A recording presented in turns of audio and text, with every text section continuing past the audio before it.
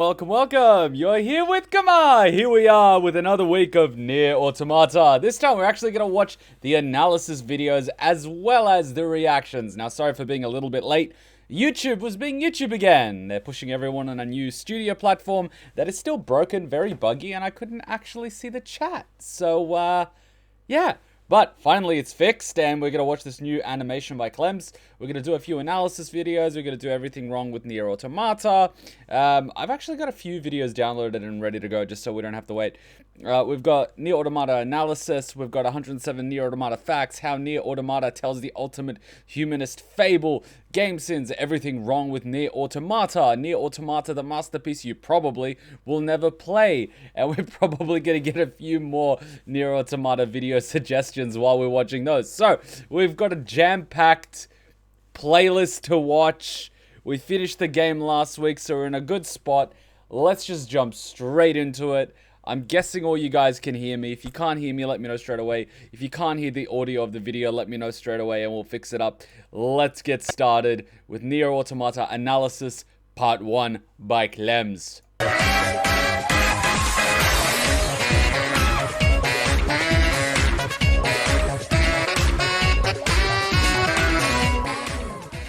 The Nier and Drakengard franchise was something that I believed to be concluded. A franchise that would be discussed in small communities due to its niche status. At least, that's what I used to think back in 2015. Till a fateful E3 announcement started to change my mind, and would eventually lead to a title that allegedly saved Platinum Games from going under, would win an award at the Game Awards, and would captivate over 2 million people worldwide. I am, of course, talking about Nier Automata. So, where to begin? As I previously mentioned, Nier Automata was revealed to the public at E3 2015, which took all of us by surprise. When people used to say, what if we had a Yoko, Taro and Platinum Games collaboration, it used to be precisely that. A what-if scenario. Longtime fans of the series that I've spoken to were used to the idea of getting interesting stories contained in a game which included, less than perfect gameplay and optimization. What kind of reality do we live in when we now have a member of the Drake and Nier family which has an interesting story with gameplay that actually complements it? It's just so strange to preemptively lower your expectations because you've been hurt before, and trust me, if mental wounds could show, only for it to completely blow you away and actually revitalize your hope for the video game industry. The fact that a Yoko Taro game had good gameplay revitalized my hope for the industry. Have I been transported to a bizarro world? Am I living on the cube? Okay, moving that stuff aside for a moment, I want to take the time to discuss what I'll be talking about in these videos. Now, for those of you who are new to my channel, first of all, welcome, hi. I've done a bunch of these videos in the past, specifically about the Drakengard and Nier universe. I'd suggest going to watch my Nier analysis videos before this one, and if you're able to put up with the early days of me attempting to find a decent way for me to implement comedy into my content, then by all means, watch the Drakengard ones. In all of these videos, I enjoy breaking down the stories from start to finish, as it not only serves as a way to refresh people's memories, but also gives you more context to the bits and pieces I go deeper into. For Automata, this will be no different. I'll also be bringing up my thoughts on the gameplay, certain boss encounters, the music, giving my thoughts on all of those subjects, making this a Nier Automata analysis review story recap. But as with my other videos, that wouldn't look catchy as a title, so fuck it, right? I'll be going into more detail about the gameplay in part 2, so for those of you wanting something a little more in depth when it comes to that, it's definitely on the way. At some point within this series, I feel I need to talk about the Yorha stage play, as it not only serves as an introduction to characters who in the context of the game appear completely out of left field, but if you have this pre-existing knowledge of the stage play, it makes these reveals shocking. Now, as someone who's used to Yoko Taro's charming and much accepted bullshit, I wasn't that fazed of going out of my way to get a little more context into this new game's overall universe. But if I put myself in the boots of someone who is new to this series and the previously mentioned charming bullshit, I can completely get why a few reveals and story elements may prove a little hard to understand. It'd be like saying, hey, wanna play this new Final Fantasy game? Well, you gotta watch the anime and movie so things make a little more sense. Oh wait, that is something that happened. But with all of that out of the way, let's begin. Right out of the gate, Automata gifts us with a few lines of dialogue that raise a lot of interesting questions. Everything that lives is designed to end. We are perpetually trapped in a never-ending spiral of life and death. Is this a curse, or some kind of punishment? I often think about the god who blessed us with this cryptic puzzle, and wonder if we'll ever get the chance to kill him. Now, during this part 1 video, I'll be asking you to remember certain lines, as unfortunately I can't just explain their relevance at this stage. The sentence I'm going to put a big line under is, I often think about the god who blessed us with this cryptic puzzle, and wonder if we'll ever get the chance to kill him. Note the use of applying gender to this god. Whilst this may not seem important, I believe, thanks to an Automata short story I read, that this may be very intentional. The introduction follows a flight unit sent in to take out something called a Goliath-class machine. The flight unit in question all belong to something called Yoko, a special group of androids created specifically to fight alien constructed machine lifeforms who have taken over the Earth, over 8,000 to 9,000 years after the original Nier's conclusion. This means that the sketch I made about Emil fighting the aliens in my original Nier analysis actually holds a lot more weight than I originally thought. I did a bit of digging trying to find out what Yorha stood for, and apparently it doesn't stand for anything. The kanji for it means close leaf, but other than that it's just kind of a cool sounding name, which is in itself a little bit chuny, but whatever, it's cute. The only thing about Yorha which has some unknown relevance is the capitalization of the letters R and H. Nier had a similar thing too with the capitalized R, but according to a Famitsu interview, that was just for decoration purposes. The R and H in Yorha, however, are a secret. Maybe now the capitalizations in these titles need to be paid attention to. As to what this means, however, I have absolutely no idea, but I'm gonna wager a guess and say the latter is Heine, because woo boy, our main character certainly raised a few eyebrows when a design was first showcased to us. If you honestly thought that I wouldn't bring up this pinnacle of design, then why are you watching this channel? Introducing 2B, one of the main characters of Nier Automata. After her comrades were picked off one by the physical manifestation of the words "fuck you," she sends stylishly flipping out of her flight unit and straight into enemy lines. We're also introduced to Pod 042, another main character who acts like Grimoire Weiss from the original Nier, but intentionally devoid of all personality and ironically voiced by the same guy who did Grimoire Noir. Fun fact. After a brief do-it-yourself tutorial where you're placed in a circular room and your main instinct is to mess up whatever is in said room, we're attacked by our first boss encounter. But shortly after, we're given a very big helping hand by another central character, the scanner-type model of Yorha known as 9S. Better make sure he's actually dead next time. That was dangerous, man. This line right here. Now, I can't tell whether or not it's intentional to events that play out later into the game. In fact, I only noticed it and its potential relevance on this playthrough. I'll return to what I thought the relevance of this line is later, when we return to it in the second ending. So, 2B makes her way through the factory in search for the Goliath-class machine, whilst 9S talks to her wirelessly, giving her information about her surroundings or just being an all-around good boy. I don't usually get a partner. It's kind of fun. At one stage, whilst 9S is expressing how it feels good to have a partner on his mission, 2B immediately responds back with, "Emotions are prohibited." This, again, will have some relevance when I explain the stage play to you. After dispatching some cannon fodder and getting distracted by some birds, 2B gets ambushed by the sneakiest little boy in all the land. 9S comes to the rescue, gets fucking bodied, which leads us to one of the main defining moments that this is a platinum developed game, which just, oh god, it makes my PP feel real good! With 9S in critical condition and 3 other Goliaths appearing who somehow avoided detection on the scanners, 9S and 2B gain permission to self-destruct using something called a black box reaction. Now, a black box is something which is exclusive to a Yorha type android. Other androids before Yorha were programmed with traditional AI, which grants them things like emotions and consciousness. Black boxes work almost like a heart and a brain combined, as when a black box is destroyed, that's the end of said android for all intents and purposes. Memories are stored in there, as well as energy which serves to power the android. It appears that when 2B awakens at the bunker, 9S did her the honour of uploading her data to the server, which essentially means when she's put into another replica body, her black box will retain the memories she had before she was detonated. Thankfully, for both of our characters, the bunker, which is located in orbit around the Earth, has plenty of other bodies to put their black boxes into, which means you don't technically die in Automata.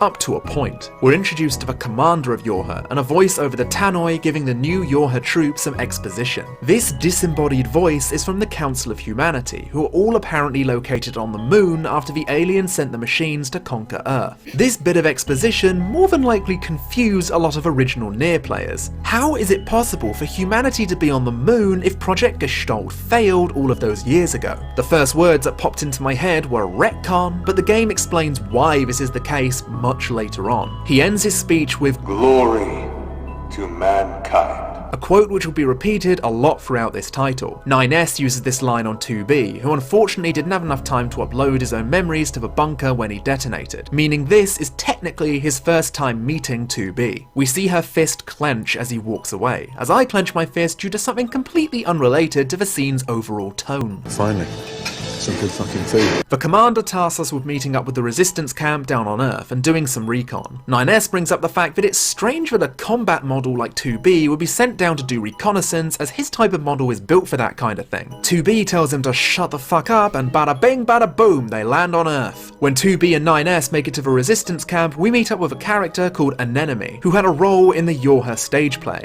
This resistance camp is where you'll be returning to in order to buy items, accept quests, and get more weapons. The latter from a guy who I swear looks like he's about to lure me into the wilderness to steal my rune skimmy. I've got my eye on you, you fucking cunt, trimming armor for free my ass, fuck off. He's also the first person to make a connection to a Drakengard title, bringing up the fact that Accord from Drakengard 3 is the one who supplies them with weapons. And as nice as this reference is, it raises far too many questions than answers. So is this Accord's main timeline, or is she an unrelated android? Do the androids here know about her abilities, or is she her own unique force? If they do know what she can do, why don't they send her back to gain intel on the aliens' first invasions, or in fact any major event that leads up to the machine war? Who do you work for? Are you the timeline fairy? I guess we'll find out in another game, because Square Enix wants to turn Nier into a franchise! Moving on, we're sent into the desert to take care of some machines.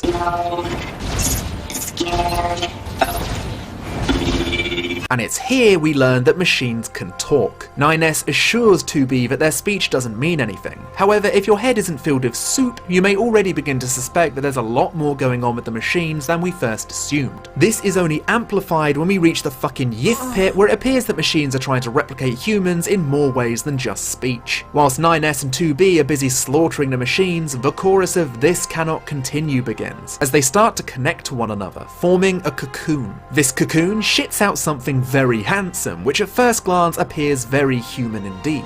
Initially, the duo believed this to be an android, but after a quick scan, it appears this is a machine. The machine proves to be a very fast learner, adapting to the android's attacks as the battle goes on. However, it appears that its evolution is too slow for our main characters. This victory is short-lived, as out from the ribs of this machine crawls a twin. Our heroes escape with their lives and report this strange phenomenon to command as soon as they can. The android's next objective is to find some Yorha troops that went missing. Their black box signals lead us to even more strange machine activity. The machines that are collected in this renovated theme park are non-hostile for the most part, and are trying to replicate the human activity of having fun. Slamming the brakes on the fun train on one certain machine introduces us to an item that will eventually become crucial to the game, known as a machine core. Something I find incredibly interesting about machine cores is the fact that its structure is similar to that of a plant cell. When we reach our destination, we also reach a point in the game where the OST is elevated from good to fucking phenomenal.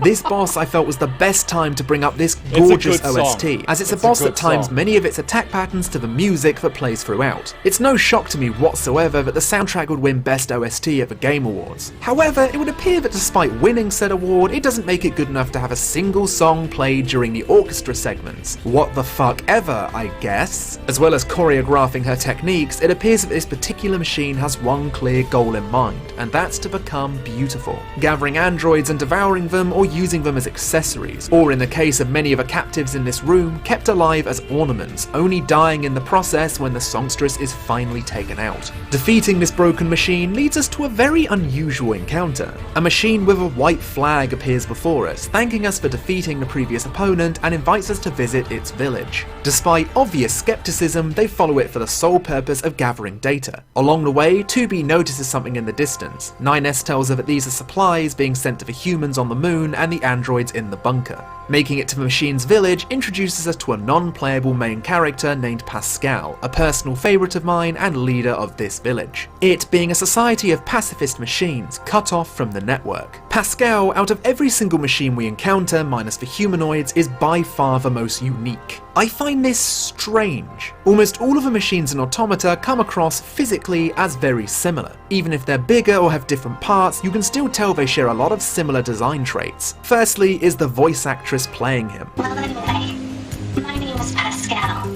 I'm the leader of this village. I'm guessing the reasoning behind giving Pascal very noticeable vocal emotion is because out of every machine in the game, Pascal gets the most time in the spotlight. So of course you'd want a unique voice for that character so that when shit hits the fan, they can emote accordingly and affect us as an audience member. I brought this up in my shorter review of Automata, so I'll probably be repeating myself, but I think the idea of making machines look similar is to test us, and how we can empathise with these life forms who look mostly all the same. Can we empathise with these machines when none of them can even emote properly? I believe this is completely intentional. To bring it into perspective, would you have a tougher time killing this machine if it had a facial expression? When seconds before bringing your sword down into its skull, it gave off a twisted look of fear. We as human beings rely on expression more than you think. The game proves that machines are conscious beings, but something tells me you'd have an easier time killing this than this. And remember what I said about Pascal having a voice actress despite being gendered as male? This brings up the idea of identity within Automata. Now, we're no stranger to male characters in Nier having female voice actresses, but Pascal's is important because no one ever questions his gender despite his feminine sounding voice in both languages. Same can be said for the two sibling machines found in the village, our only way of distinguishing their genders being the bows on their heads. Take those bows off and they're the exact same as every other machine we find in the game. Within this village, we see machines trying to find their own identity and roles, going from a hive-minded network to freedom and individuality. Are they only replicating this because this is something that humans have been documented as doing, or is it simply wanting to separate themselves from the pack? This idea of identity also passes down onto our android friends. Despite not having genitals, androids can gain sexual organs if they choose. This also includes a fluid which resembles semen, and some can even imitate pregnancies. This all came from Yoko Taro in the Nier Automata strategy guide Q&A. And other than this being another way for androids to resemble humanity in every way, it's also another way for these characters to feel like an individual rather than a basic Ken doll. It's shown later on that a character known as 6O, an operator who relays orders to 2B, is shown to have romantic feelings towards a female android, which brings up the question about whether or not androids are born with a sexuality, can choose for themselves, or simply love another due to their personalities alone. Considering how androids can choose their own parts, is the idea of gender, sexuality, or male and female identity void in the world of Automata? It's something to think about. I mean, to be fair, I doubt even bigots would fault 6O for finding this attractive. She sees a 3-course meal in front of her and she gets hungry. What can I say?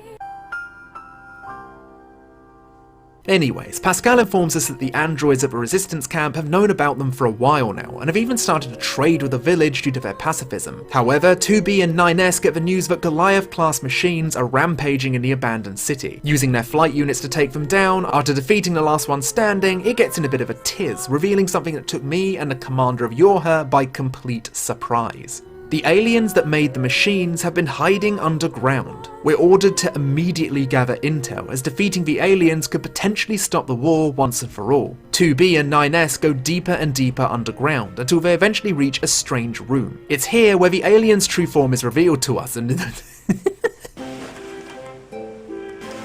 okay, we're really doing this. We're going for like the aliens and the little flying saucers. We're not gonna make them a little intimidating, just like prunes left out in the fucking sun. I'll be real for a moment and say I didn't expect them to legitimately show the aliens in Automata, but lo and behold, they proved me wrong. My witch's cackle could be heard far and wide when this particular scene showed up. I seriously couldn't help myself. My laughter, however, had to wait, as the two humanoid machines make their second appearance. The one crawling from the first ribcage sporting a different look. They call themselves Adam and Eve. Adam and Eve are yet another pair of red-eyed, light-haired twins from the Drake and Nier franchise. The reason for their birth at this point, ambiguous. It's also revealed that the aliens were wiped out centuries ago by none other than the machines. The aliens, according to Adam and Eve, were infantile, almost childlike.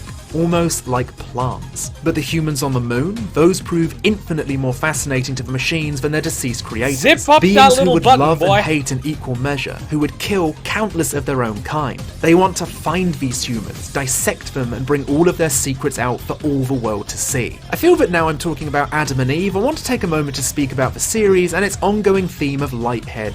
Seriously, look at this. This guy has proper button usage. This guy's like, yeah, I just zip up the fly. I'm like, mate, you know as well as I do, if you just use the fly, that can, like, bam, like, it's out, you know what I mean? Like, boing. Like, this is a serious design choice here. Like, someone during the meeting would have been like, no. Leave it undone. Like, what? And the fact that androids can choose genitals? Like, you just go up to the bunker and be like, yeah, install the 16-inch, cock in my compartment. I'm feeling like the pink one today.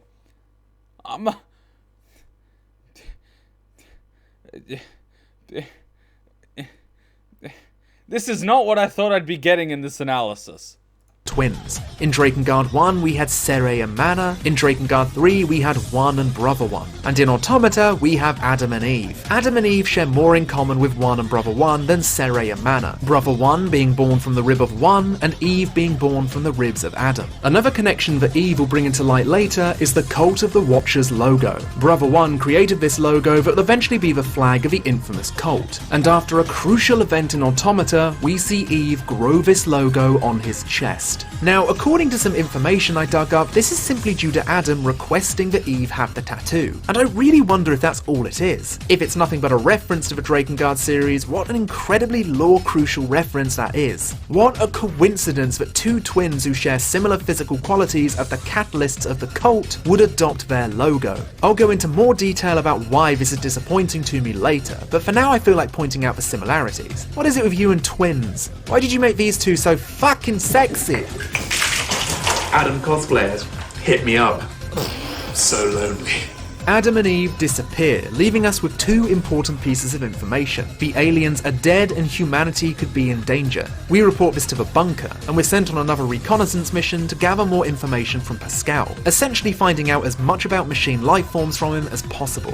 One piece of information that Pascal tells us interests me. The idea that the machines didn't get a message from their alien overlords in centuries, meaning that it wasn't a collaborative effort to kill their masters, rather ones who had cut themselves off from the machine network. He also tells us that there's another group of machines who are cut off from the network like his village, residing in a place called the Forest Kingdom. These machines have attempted to create a nation with a king at its center. Now, how can such an event be ignored? When 2B and 9S reach the entrance to the Forest Kingdom, they engage a few machine life forms guarding it. However, one of them starts acting rather strange. It's going to explode! Well, it's been radicalized. Oh shit! Oh, hey, Emil. Hey there, guys. What's up? Let's kill it. And away he goes. That's all we're getting, folks. No sooner than fucking Emil, a central character from the original Nier, is introduced, he scurries off. Now don't worry, we'll be seeing Emil some more throughout our travels. He serves primarily as a vendor in Automata, selling pieces of scrap he's found in the thousands of years he's remained alive on Earth. However, he also serves a much bigger purpose. But we won't be revisiting our old friend until much later into this video series. Stuck as a virgin with rain. During our adventures into the Forest Kingdom, we come across machines who are feverishly trying to stop our advances in order to protect their king. Turns out this is because their king appears to be an infant. No sooner than 2B and 9S notice this, however, Can I just be that guy now because you guys gave me permission to pause? No sooner than 2B. Like, the way I interpret this scene is like 2B being like, I want one.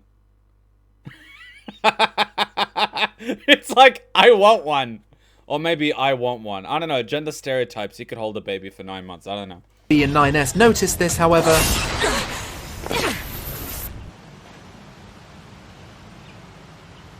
Edgy as fuck. This rundown-looking baby-slaughtering android is named A2, otherwise known as Number 2. Back when she was the main character of the Yorha stage play. There are so many things I can't wait to go into with A2. She's by far one of the most interesting characters in this game when it comes to the side content, and a potential theory which relates her back to the original game. Since I recognise that this video is me setting up the stage for the big reveals, I'll drop this info from the stage play so you can speculate amongst yourselves. A2's memories were taken from the memories of a young girl who lived a happy life with her grandmother. For now though, she serves as an obstacle for 2B and 9S, as she's wanted by Yorha for a classified reason.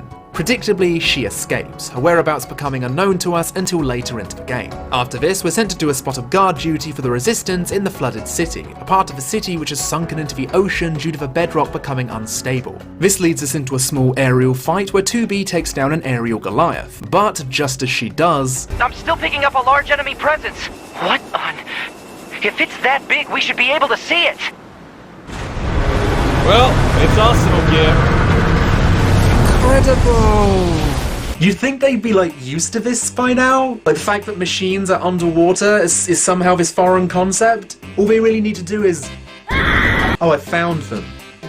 Make me an android. Give me that tight robot pussy.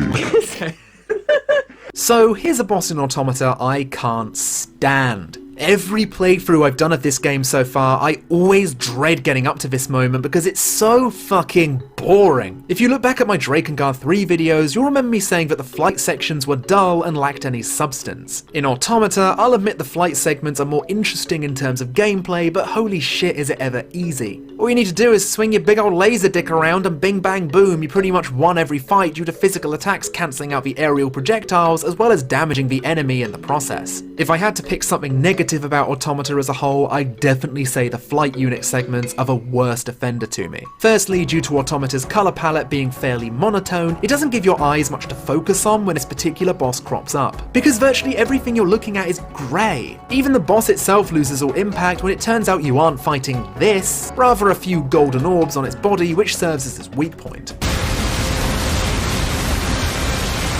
Gameplay!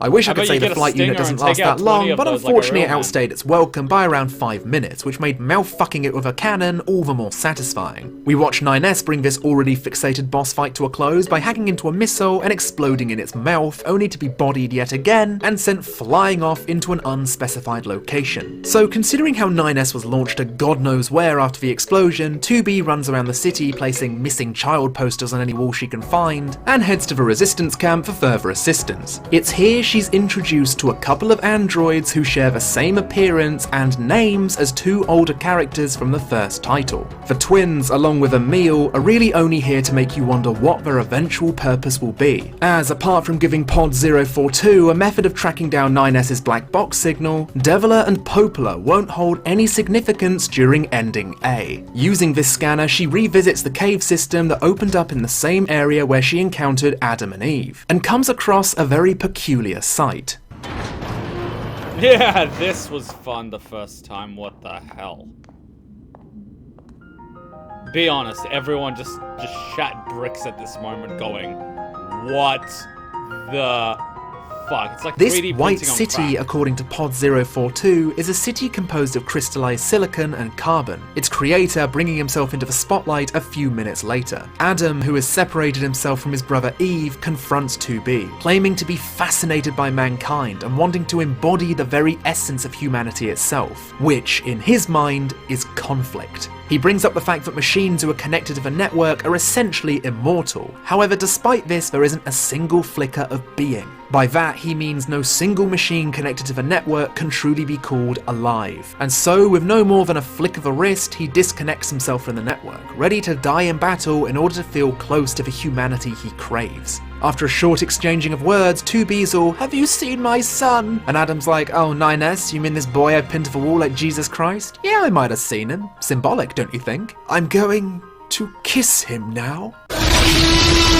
Just protecting their baby. This is the last physical appearance of Adam. He dies a very human death, something which is dark and cold. 2B Princess carries 9S back to safety as the copied city crumbles around them. With this, 9S is sent back to the bunker to undergo repairs, and a commander calls 2B to congratulate her on taking down Adam.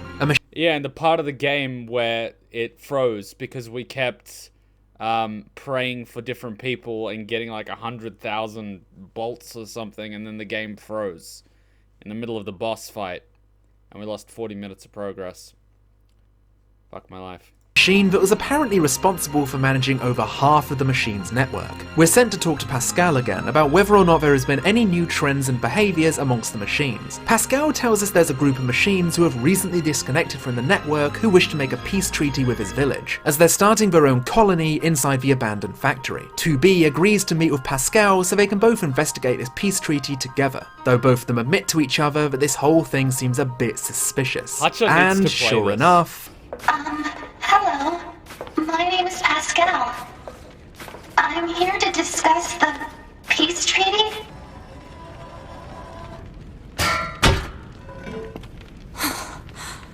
His wondrous grace has become a god.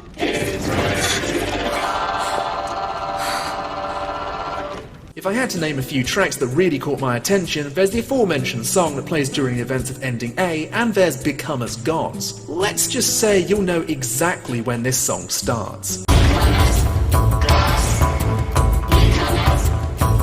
Oh my god, he's on freaking so much drugs.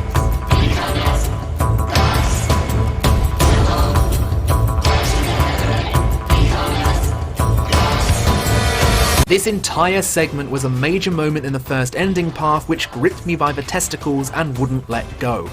Now, testicle jokes aside, something I did notice when I was editing through the LP, the Become As Gods track actually plays the first time you fight Adam and Eve, and also the second time. The only thing is the lyrics aren't there. It's in something else. So it's actually the same bass track with different lyrics over the top. And then when Become As Gods happens, it's not the first time you're hearing the song, it's the first time you're actually hearing the lyrics to the song. And that just went like, what the fuck? Seriously, there's like 3-4 tracks of Become As Gods. Just they're called differently without the lyrics. These machines are replicating the more extreme actions of humanity when it comes to religion. This isn't really something which needed explaining. However, in the context of Automata, becoming a god isn't what we may assume it to be. Becoming a god in the eyes of these machines could symbolize becoming human. The more the network became fascinated with the idea of humanity, the more they came to idolize them, and in many cases, worship them. After Adam became more fascinated with the idea of violence and death being an integral part of what it means to be human, perhaps this is what this subset of machines took away from it after they disconnected. That death, in any form, will bring them closer to being human, or feeling what humans feel. But then again, this is my interpretation. It could literally be nothing more than religion makes you do really fucking stupid things. The banana and the hand are perfectly made one to the other. You'll find the maker of the banana, Almighty God, has made it with a non-slip surface. 2B and Pascal make it out of a factory alive with the help of 9S, who hacked into a nearby machine from the bunker, which leads us to a cutscene of Eve, who, in his grief, causes the tattoo on his right arm to go out of control. It's not long at all before we start to see the repercussions of this. The machines in the area begin to go berserk, reacting to Eve's gradual insanity at the loss of his brother, some of them even going after the androids in the resistance camp and eating them alive. However, them going berserk is what we would first assume. According to Taro, machines being passive is actually the irregularity, so rather than going berserk, they're simply being returned to their original function, to destroy androids. Whilst 2B is being pinned down by a Goliath we fought before, 9S crash lands to save the day as they team up to answer an SOS call from Pascal. After the threat has been neutralized, we're given one of my favorite musical changes in the game.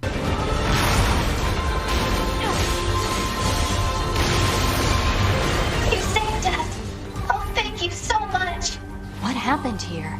The machines on the network one moment, I think the unit presiding over them may have gone mad. Chills down your spine.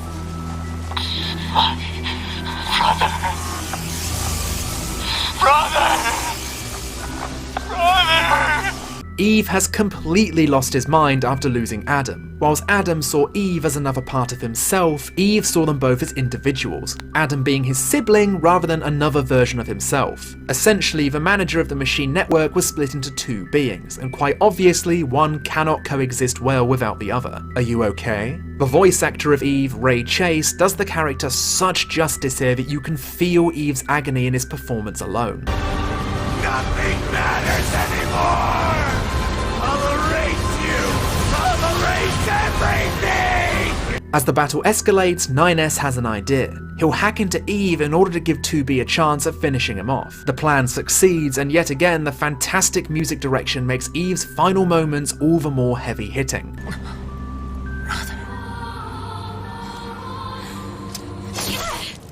It's just fucking perfect how it stops.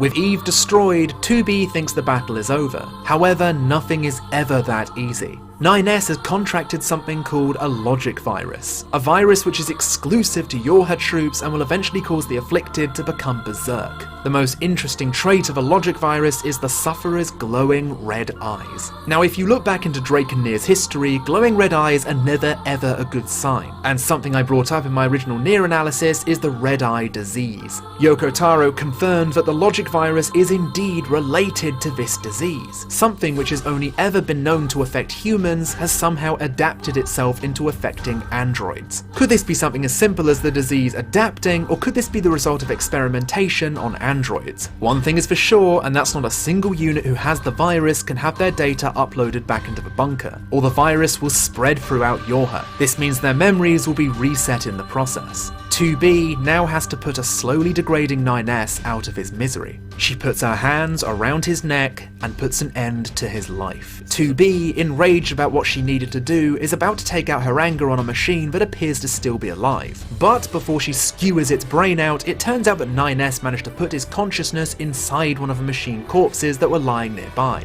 He takes her up in his hands as 2B reflects on what separates a machine from an android, and how their final screams they let out before their deaths still echo within her. And with that, we see the credits begin for Ending A. This is also a point in the game where a good portion of games journalists decided, you know what, despite getting a personal message from Square Enix themselves telling me not to stop playing the game since there's still 50% of the game to complete, I'm gonna stop right here. Time to write my review. The game was too short for my liking, though I must say the Dark Souls reference was a really nice touch. Wahoo, as Mario always says. I'll be covering the other endings in the next video. As the message from Square Enix implied, there's still so much more game left for me to cover, and I tried my best to get Ending A into one video. Who knows how many parts this series will be, but one thing is for sure, and that's how Ending A is really setting up future events of Nier Automata. Things which ultimately are much more imposing than Adam and Eve. Before I end this, I know this video is something that a lot of people have been wanting me to do since Automata's release, and I need to say a huge thank you for being so patient. As a lot of you have seen from my previous content, Yoko Taro has a tendency to add a lot of side content, and by that I mean, for example, the original Nier had two versions of the same game whose main character had differing ages depending on which version you chose. A book called Grimoire Nier which included 10 novellas about the game's universe and characters. A drama CD with even more important pieces of information about the world. A book which is exclusive to the Drakengard 10th Anniversary Collector's Box for Drakengard 3, which turns out includes a short story which would later prove integral to the plot of Nier Automata. Need I go on? I don't even need to mention the stage play,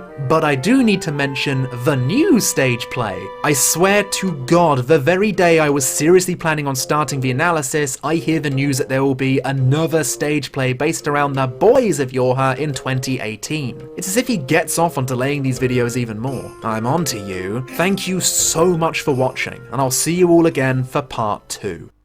For those of you interested, why not help me out on Patreon? This analysis is proving much bigger than I initially anticipated, so any support for me in my future endeavours would be greatly appreciated. Go check out the rewards found via the link below. Also, a nice fuzzy thank you to Volta Base who redesigned Big Banter's original Clemps pose for the thumbnail. And trust me, I only wish my arms looked that good. Mate, preacher curls, bicep curls, you know, like box curl. You gotta work those arms, man. You gotta love the burn. You gotta love the burn. And we really need to get some of these credit style things for Patreon and sponsors, because we actually have sponsors and we actually have a Patreon. So we need to get that stuff in. Where do I even... The gender thing just threw me off my chair. Like, what do you mean you're letting your androids... Can we not pull the pin on that hand grenade? That blew me away. I had no idea about that. I had no idea about Grimoire Neo, or whatever he's called, being the voice of Pod 042. And I love the fact that that's DC Douglas, the guy that voices Wesker. So, DC Douglas saves the day. Obviously, if you haven't finished Nier Automata, like, you're in the wrong place. So if you haven't finished Nier Automata, leave now. I'm allowed to talk about anything that happens in the game. So if you haven't finished it, leave. Clemps is a bit too focused on the sexual stuff. I think it's okay. He's a growing teenage boy. We're all like that at some point. I used to be like that about martial arts and weapons before I started being busy with other things on a regular basis. So I can completely understand a teenage boy's enthusiasm. Alright, so we're gonna watch Nier Automata Clemps Part 2. It's a good way to go. I'm blown away by how good Nier Automata is. I can't believe I was that late to the party. I definitely don't want to be late to the next sequel. It's definitely a franchise that I will be watching and following. It is... Square Enix did register for Nier as a franchise, so they actually have the trademark for Nier now, so it's officially a franchise. It means they could in the future release a sequel, they could make a remake, that, you know, they could do a million things. So I will be watching this franchise very eagerly and want to play it. Another thing is the he'll probably cover it, but the wasn't the screenplay, but it was the stage play that goes into A2's story that we read about in Route E, I believe? No, Route C. That's a very interesting one. I'll let Clemps go into it, but I was looking up the stage play. They called it Nier 1.0, and apparently that CD is on Amazon for about $1,000. It's not even a 1080p CD, it's just like a normal DVD CD. It's $1,000. So that original stage play, rare as all hell, sells for about $1,000. So good luck getting our hands on that. All right, let's continue.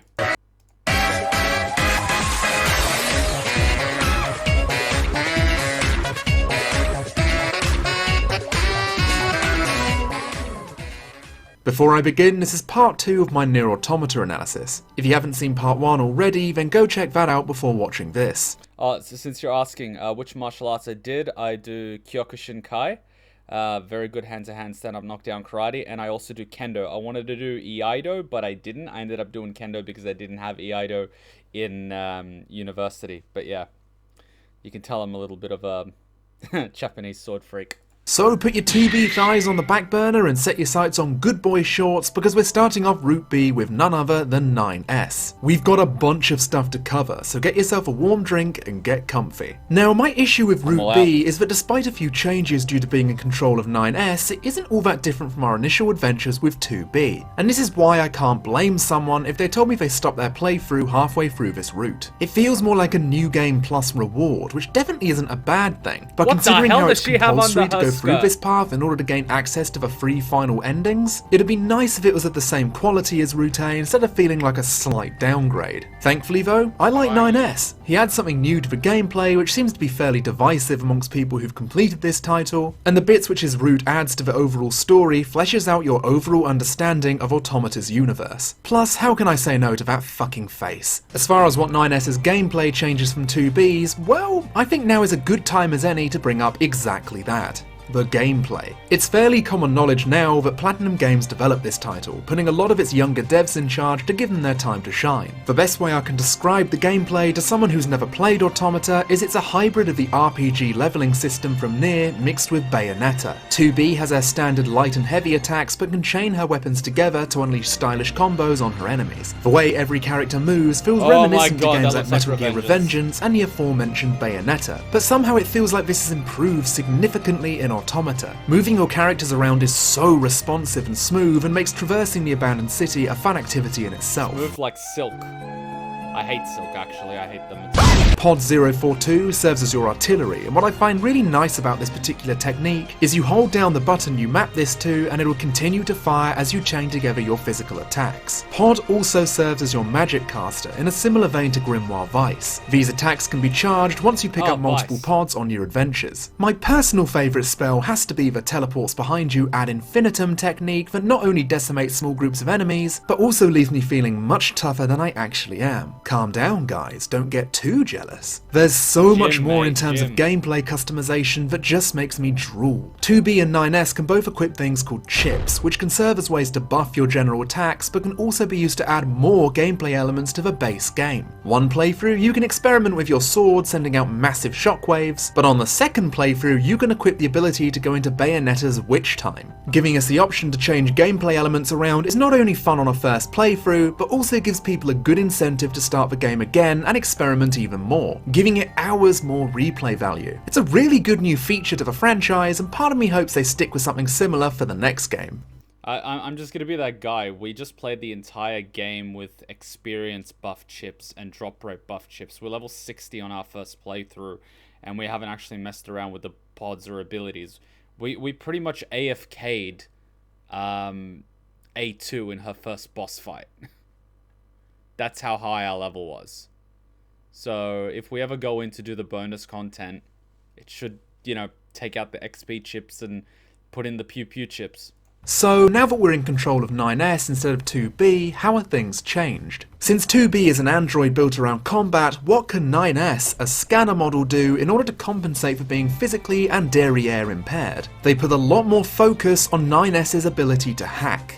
Hacking is now a mechanic which will stay with us to the very end of the game, and it definitely feels like Yoko Taro's dream of making a bullet hell shooter wriggled its way into Automata in more ways than one. Shame they didn't turn out that good though. Banter aside, whenever you do a heavy attack with 9S, he'll automatically start to hack the enemy he's locked onto. You're then whizzed into the enemy's main circuitry where you do your best impression of that little cunt from the Jurassic Park movie in order to take control of the machine. Usually, the machine will detonate, causing a large amount of damage, but sometimes you can also have the option to take control of said machine or force it into being an ally. Honestly, the latter two choices are always weak as shit to me compared to, you know.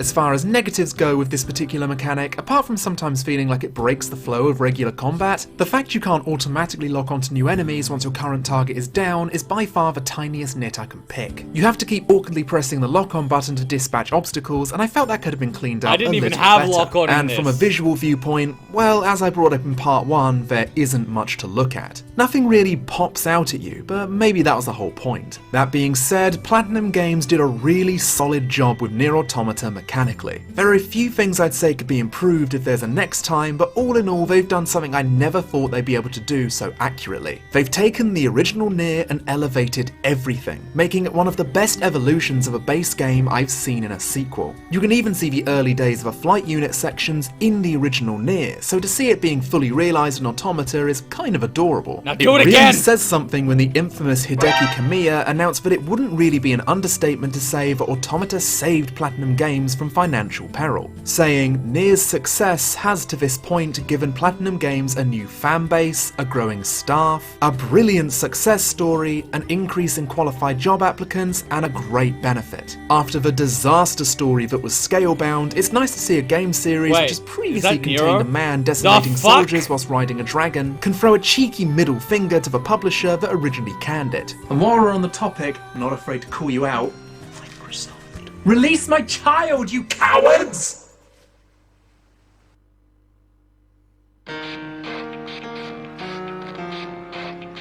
Yoko Taro responded to Kamiya's tweets in a Game Informer interview, saying, "I think in part, that's just him being nice to us and talking us up. I think we've got a lot to thank for them as well. Certainly all the young development staff I talked about." Fucking Japan, sexual harassment. Seriously, my kendo instructor, 7th dan from Japan, and is a businessman. He was like ex-CEO of a construction company that does skyscrapers in Japan. And a funny thing that he was saying, and this was all in Japanese, so it was absolutely hilarious when he said it in English. So we're basically at a university, like, drinking session after training, and of course we've got a bunch of the new girls and stuff, and everyone's worried because he's a Japanese businessman. He's like, "It's okay, I know. One hand, okay. 2 hands, sexual harassment." I'm just like going, fuck my life, we're gonna get sued.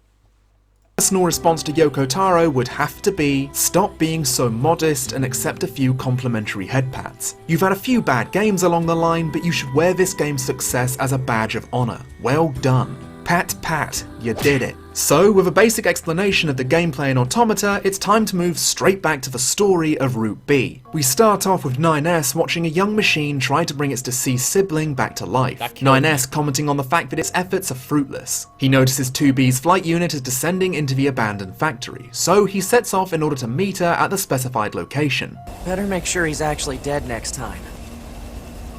That was dangerous, man. After 9S wakes up in the bunker, his memories wiped from the black box detonation, there's a large gap where you simply repeat a lot of the same content you did with 2B with a few line changes here and there. The most important ones being 9S's conversations with his operator, known as 210. Compared to 2B's operator, 60, whose personality is about as bright as the fucking copied city, 210 is very harsh to 9S when he tries to start conversation, being much more of a get the job done kind of person rather than exchanging pleasantries. There's also the introduction of 9S's pod named Pod 153. Like Pod 042, it's entirely void of personality, but the differences between the two being its female sounding voice. During this route, the two pods communicate with one another, sharing data in order to make their jobs a little easier. Hello there, sugar tits. Greetings, you moldy looking cunt. Proposal. Tell that android fetus 9S that if he swivels that low-gain neck around to shoot 2B with the fuckney eyes, I'll tear him limb from limb. Proposal.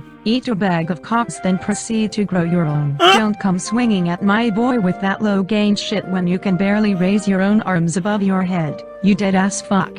Wow! Though I lack the capacity to feel emotion, I have to admit I'm feeling a little stung. We're also given a little more insight into Adam and Eve, though a lot of it feels tastefully comical rather than informative. Eve questions a lot of the things Adam makes them do, such as eating apples, wearing clothes, and the fact he has a feminine name. Adam's replies are as simple as, because humans did it, humans didn't expose their dicks, and honey, your name is fabulous, suck it up. The power of intercourse compels you to fuck me. Eve's puppy-like dependence on his brother is brought out even more during these cutscenes, and considering how we know this storyline between the two will end, only makes the looming final battle with Eve even more depressing. There's also a sizable chunk of new cutscenes revolving around the Forest Kingdom machines, and the struggle their nation has to undergo when their beloved king passed away. Instead of simply mourning his passing, they put him into the body of a baby, so he would eventually grow up and become their leader once more. However, no matter how many years pass, the infant machine never grows, yet the machines don't give up hope. The king of the forest can only remain trapped in this infant shell. The only thing it can do is merely watch and observe as the society he constructed crumbles around him. Which, I guess, is fairly similar to my Discord. And how could I have forgotten one of 9S's more important lines before they even enter the Forest Kingdom, where he asks 2B when she'll start calling him Nines. This is a nickname he presumably made up by himself, and he claims it's only a name friends call him. 2B, as usual, coolly brushes him off. Another inclusion that Route B adds that I love to pieces, a segment similar to the DLC storybook cutscenes in Drakengard 3. The first one we're introduced to is something I brought up in part 1, and that's a short story that would prove integral to the plot of Nier Automata. Within this short cutscene, we see a volcano eruption which brought forth a god who spoke to the machines.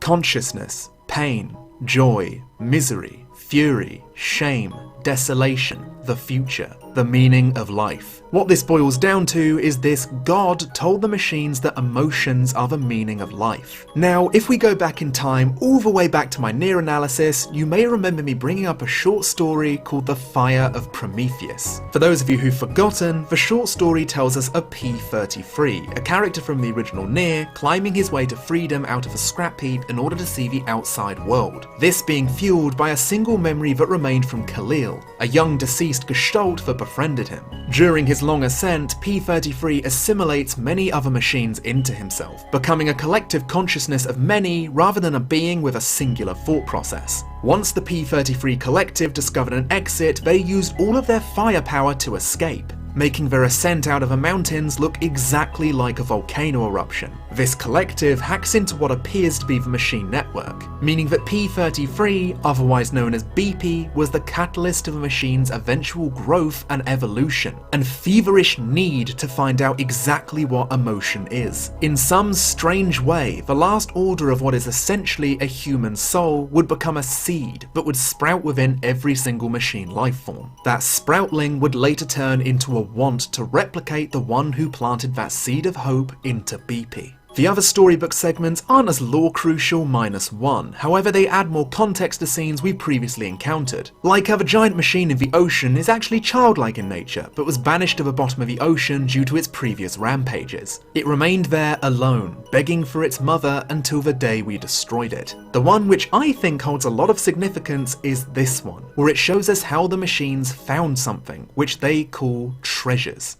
The machines called them treasures. Each treasure had a different shape. Each treasure had a different private game.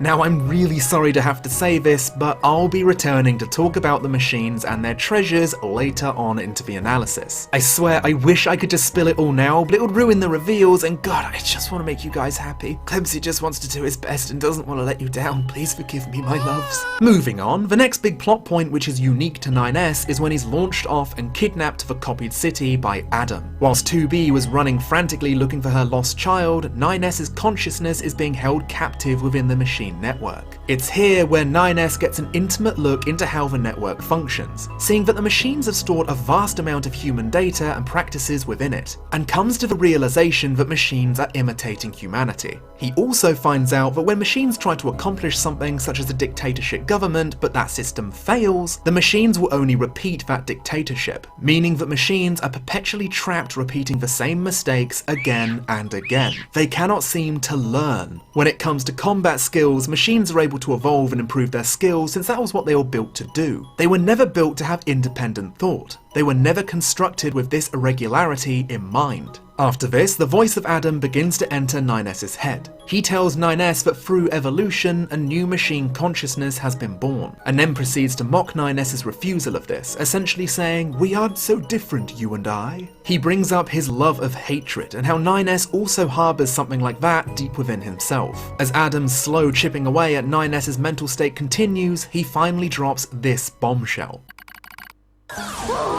I know, right? Now, I know what a lot of people, myself included, initially thought. Many of you were probably slapping your thighs going, "He said fuck, as in fuck with his long robo-dong." But what if I were to tell you it actually has two meanings? What if I were to tell you that the other meaning is this?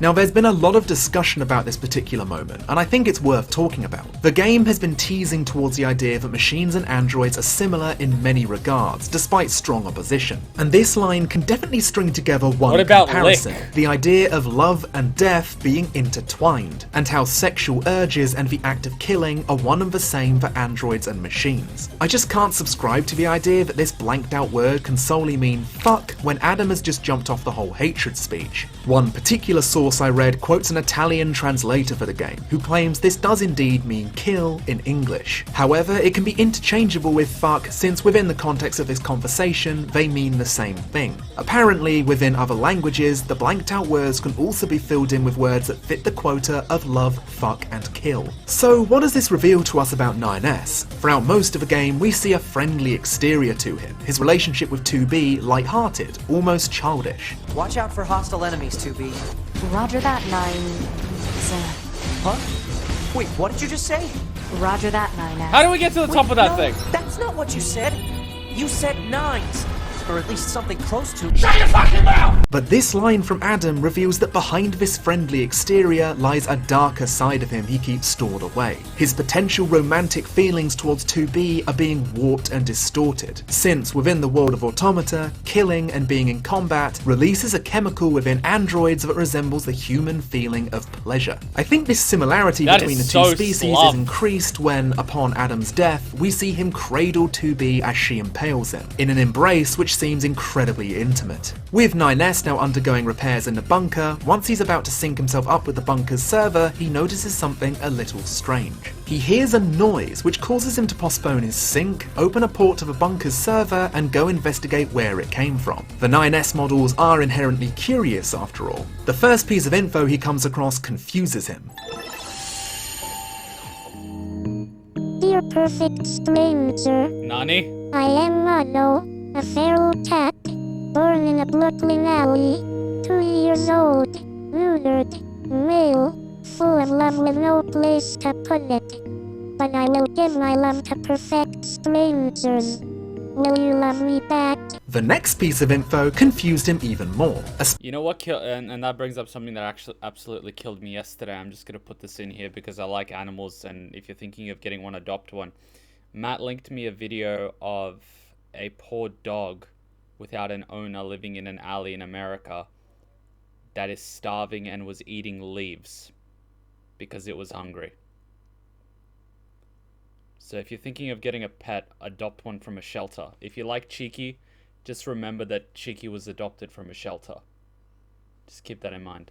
Especially since there's a barrier protecting it. He notices that the supplies being sent to the humans on the moon are practically empty. Pod 153 alerts 9S at the next point, telling him they're unauthorized to access this data, since it's about the Council of Humanity and Project Yorha. 9S predictably ignores this and takes a closer look. After avoiding an attack barrier which takes him by surprise, he comes across some data which seems to state that the Council of Humanity was formed as a part of Project Yorha, something which he always thought was the other way around. We then find the source of the noise that originally got 9S's attention. The noise turns out to be none other than a recording of 9S's voice.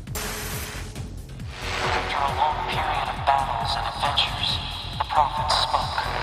He snapped out of it quickly though, as 2B has requested his backup in the abandoned factory. Whilst 9S helps 2B make her way past the zealous machines, if you deviate the course a little whilst hacking, you can come across some records on Project Gestalt. Completely optional, but a nice way to link the first game with its sequel. Finally, once you help in assisting 2B, 9S gets an important call from the commander. It's here where she drops the biggest bombshell in the game.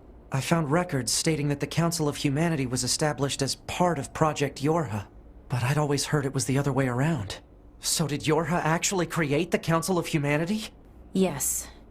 We installed the Council of Humanity's server on the surface of the moon. But that means... mankind no longer exists. Now, I'm not sure how everyone else felt when this revelation was dropped, but I can safely say my reaction was a mixture of relief and a feeling of crushing loneliness. The relief was due to confirmation that there wasn't a retcon around Project Gestalt failing at all. And in fact, the ruse not only tricked the androids, but me as well. The androids were giving up on reasons to live, so this Council of Humanity was formed as a way for the androids to have a god worth fighting for. The only thing human on the moon being the data of the Gestalt's DNA being stored within a server. This relief, however, slowly started to turn to sadness, now knowing for certain that humanity just didn't make it after the white chlorination epidemic and Project Gestalt. Within the context of the game's universe, it made me feel incredibly lonely and cold. Something else struck me at this point, and it's something I haven't felt for an odd 18 years. The sensation I felt was similar to when I discovered Santa wasn't real. I remember when I first found out Santa wasn't real. I was on a train with my mother and I asked, "Mother dear, is Santa real?" To which she replied, "No, my child. He is about as real as me. I am not your mother. She was removed from this world 5 years ago by none other than my stained, yellow-gloved hands. Take them from me, my child. Take them and carry on my legacy." Santa! Now I know for androids, finding out that the creatures that created you being extinct is a little more intense than finding out a fat man who gives you presents once a year is no more than a fantasy. But I still felt it, even if it was a flicker. And it makes me wonder if that same feeling was rushing over 9S as well. As a child, I needed to completely reevaluate the world around me after finding out this truth. So that's a little funny thing, and I'm going to bring it up. That thought hit my head. We know Santa isn't real, but we've got memories as kids of, you know, believing he was real, and we believe the lie for a certain amount of time. The real question is, do we then choose, knowing that this is a lie, to continue to lie to our kids, knowing that they will eventually find out? And then the cycle repeats itself. They choose whether or not to continue the lie. Now, a lot of people will say, well, I'm not going to continue the lie because it's a lie. It's like, oh, well, we get it. You were hurt when you found out Santa wasn't real. But you're denying someone else the happiness, you know, a few years of ignorance is bliss because you were hurt. What a selfish decision. So what's the right thing to do? To give the lie knowing that it's going to hurt them eventually, or to give them the bitter truth and give them absolutely no joy up until they discover it's a lie? Like, what's the right thing to do? I think it's a very interesting thing that just popped into mind. We humans are fucked. I don't know what the androids are looking for, because you know what? We're not that fun.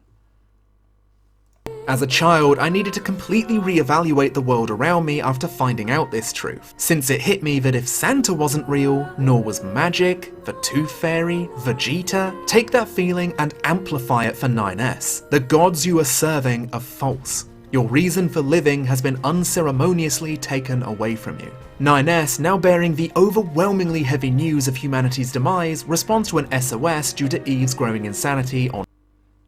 I mean, Christmas can still be magical to children by emphasizing family instead of a make-up man. My parents never upheld it. I always knew that they gave me the presents. There was plenty of joy. It didn't bother me in the least. It's a complicated situation. To make them understand that you can't trust everything. Ooh!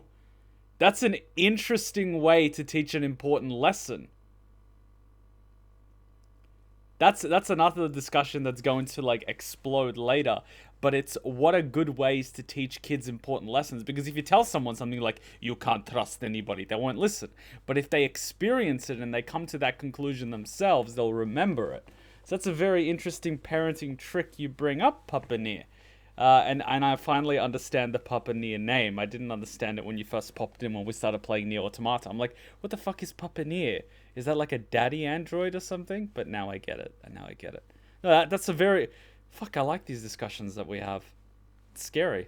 Unceremoniously taken away from you. 9S, now bearing the overwhelmingly heavy news of humanity's demise, responds to an SOS due to Eve's growing insanity on Earth. He goes straight to his flight unit, where a ghostly figure of a small girl watches him silently in the corner. This same figure appears yet again as 2B kills 9S. However, now there's more than one. Two figures both adopting the form of a young girl wearing a red dress. Route B ends exactly the same as Route A, and it's at this point where people try to skip the credits in order to get back to the main menu. However, it appears the game has a totally different idea. We see 2B preparing herself for a massive battle with the machines, which, considering how Adam and Eve are both destroyed, could mean victory for the androids at last. As the credits end, we get what looks to be a movie trailer about future events to come, since now we've essentially passed what I like to call the beginner's wall, as Routes C and D have officially begun. Before we launch ourselves into it, however, I first need to bring up something a few of you have wanted me to cover within these analysis videos. The side quests. This is important to bring up now, not only for future story purposes, but also to serve as an explanation as to why I don't cover them that much. I tend to leave a majority of a side quest out of these videos, so if a new player picks up the game after, let's say, only watching my Nier videos and intentionally spoiling it for themselves, which by the way is a-okay, more power to you, but they're still left with a mountain of content to dive into that I didn't spoil for them. I feel it gives people more of an incentive to go out and buy these titles and expand their knowledge of a game outside of my videos, which really only show a window of their full potential. Mr.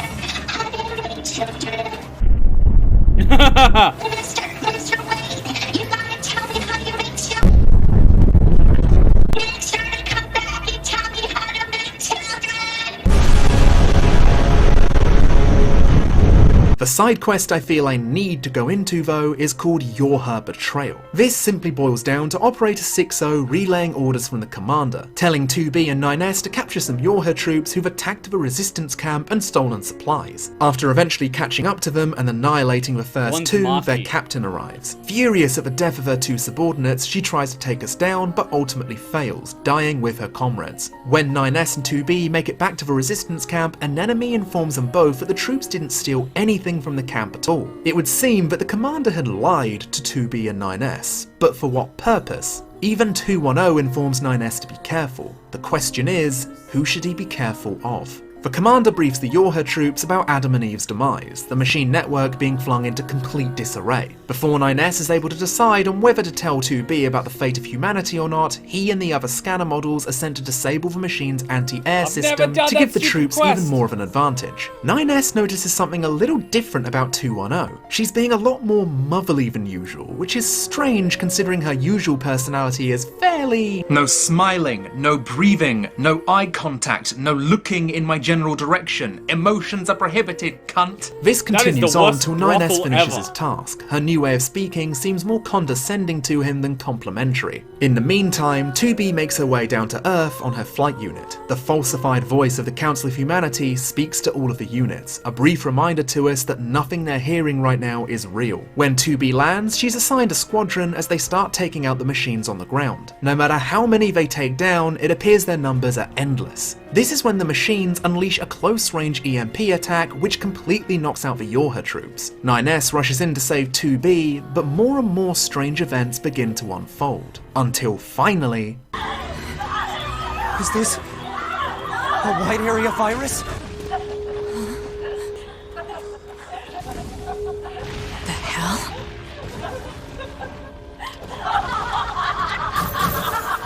This bodes well.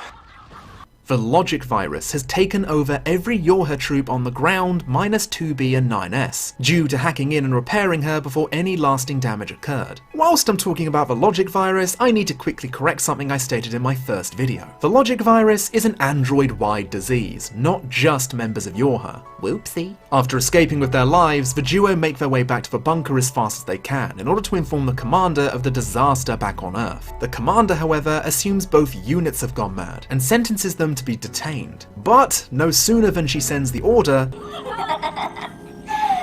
Bingo! This bodes well. 2B and 9S now have to protect the commander from the onslaught of infected Yorha troops, where a voice being channeled through Operator 6-0 tells them that this was orchestrated by the machines, being able to speak through the network and the virus. Out of all of the times we've spoken to machines thus far, this is the most sadistic they've ever come across. Taking the commander, we flee through the infected hallway of the bunker and make it to the flight units, where the commander reveals that she can't come with us. The commander goes down with her ship as 2B and 9S are sent hurtling back towards Earth. The opening credits begin to roll, signifying that everything we've done before has simply been a prelude to the core events of Automata, meaning the first two endings were merely an introduction to Nier Automata. Whilst the opening credits are still rolling, the duo are being hunted down by infected members of Yorha. 2B requests she takes control of 9S's flight unit in order to take them both out of there, but it seems she manually sends him away from the flight unit for his own safety. She crash lands into a group of enemy forces, and it's not long before the logic virus slowly starts to eat away at 2B as well. The next 5 to 10 minutes are some of the most tense and heartbreaking moments I've had in recent gaming memory. You need to drag 2B away from any living android in the area, as she knows the virus will completely take over her system and potentially spread. The further and further she gets, the more her vision will become distorted and her limp will worsen. Eventually, like a wolf finding a quiet place to die, she finds the perfect spot. It's here where we meet again with A2, 2B requesting one final thing from her: to take her sword, which now contains all of her memories. 9S frantically sprints through the abandoned city, having finally tracked down 2B, but he didn't make it fast enough.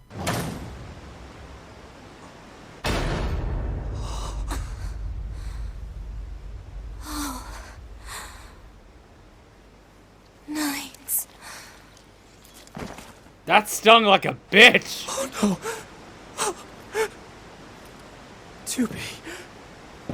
No! She stole his kill!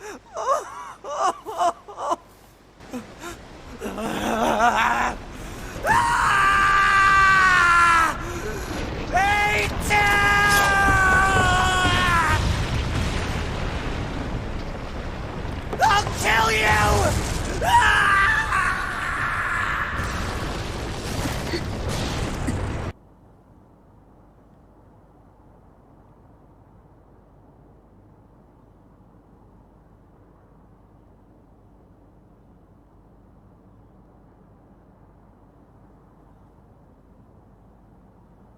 And with that, it's time to wrap up part 2. Thanks yet again for your patience and support, and I hope this is worth the wait. I'm gonna try my best to wrap things up in part 3, but as with everything, we'll have to see how that goes. Let's just say with the amount of information I still need to cover, I wouldn't be surprised if there's a part 4, but don't hold me to that. I'm planning on covering all of the bits I said I'd come back to, as well as talking about the deceptive marketing tactic they did, with a special guest. I'm going to apologise in advance if the video takes longer than a month to complete. February is going to be a crazy busy month for me, but if it takes longer than anticipated, I may release more than one podcast, and let me know your thoughts on that. Don't forget to subscribe if you want to see more, and sharing this series with people who you think might get a kick out of it. Donating to me on Patreon is also a really good way to support me and the channel, so if you want to see what kind of benefits you'll get from that, please check out the link found down below, and join the list of names scrolling by on the right. Thanks again for watching, everyone. I'll see you all next time.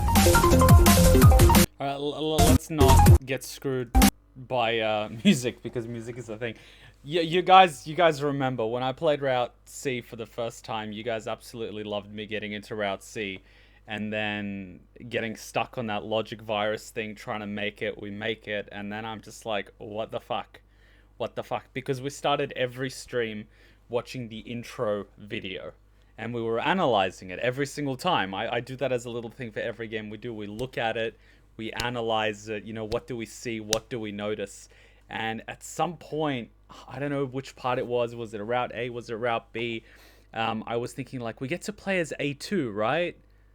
Oh no, and then I think just before we played Route C, I was like, oh no, that's not A2, the hair's too short, that must be 2B. And then at the beginning of Route C, 2B gets killed, A2 cuts her hair off, which, as one of you pointed out, females do in Japan when they're mourning the loss of someone, the death of someone. And I was like, fuck. So we noticed something, we second guessed ourselves, and then we got fucked again by it. It was a good switch. It was well done. Very well done. That's most probably going to be that marketing deceptive tactic that they did, but we all know how good it was. For me personally, playing it, as I'm sure many of you too did, it was frickin' heartbreaking, because you've got two routes of playing a character. You assume that the character is going to be there till the end, but they're not. And it's sad on multiple levels, because the first time you play Route A, you get the ending, but you don't quite get it. 2B the entire time is emotionally distant, and as I put it in Route A, and I think I upset many of you guys, but that, you know, fair enough, that's my initial reaction, I called her a little bit of a cold bitch. And ending A, you see her crying, and you're a little bit like, what's going on? And I'm going like, how many times has this happened? Because when we start the game, 9S sacrifices himself. He loses his memory. He's meeting her for the first time and she's a little upset. Second time something happens and then she's crying. I'm like, how many fucking times has this happened?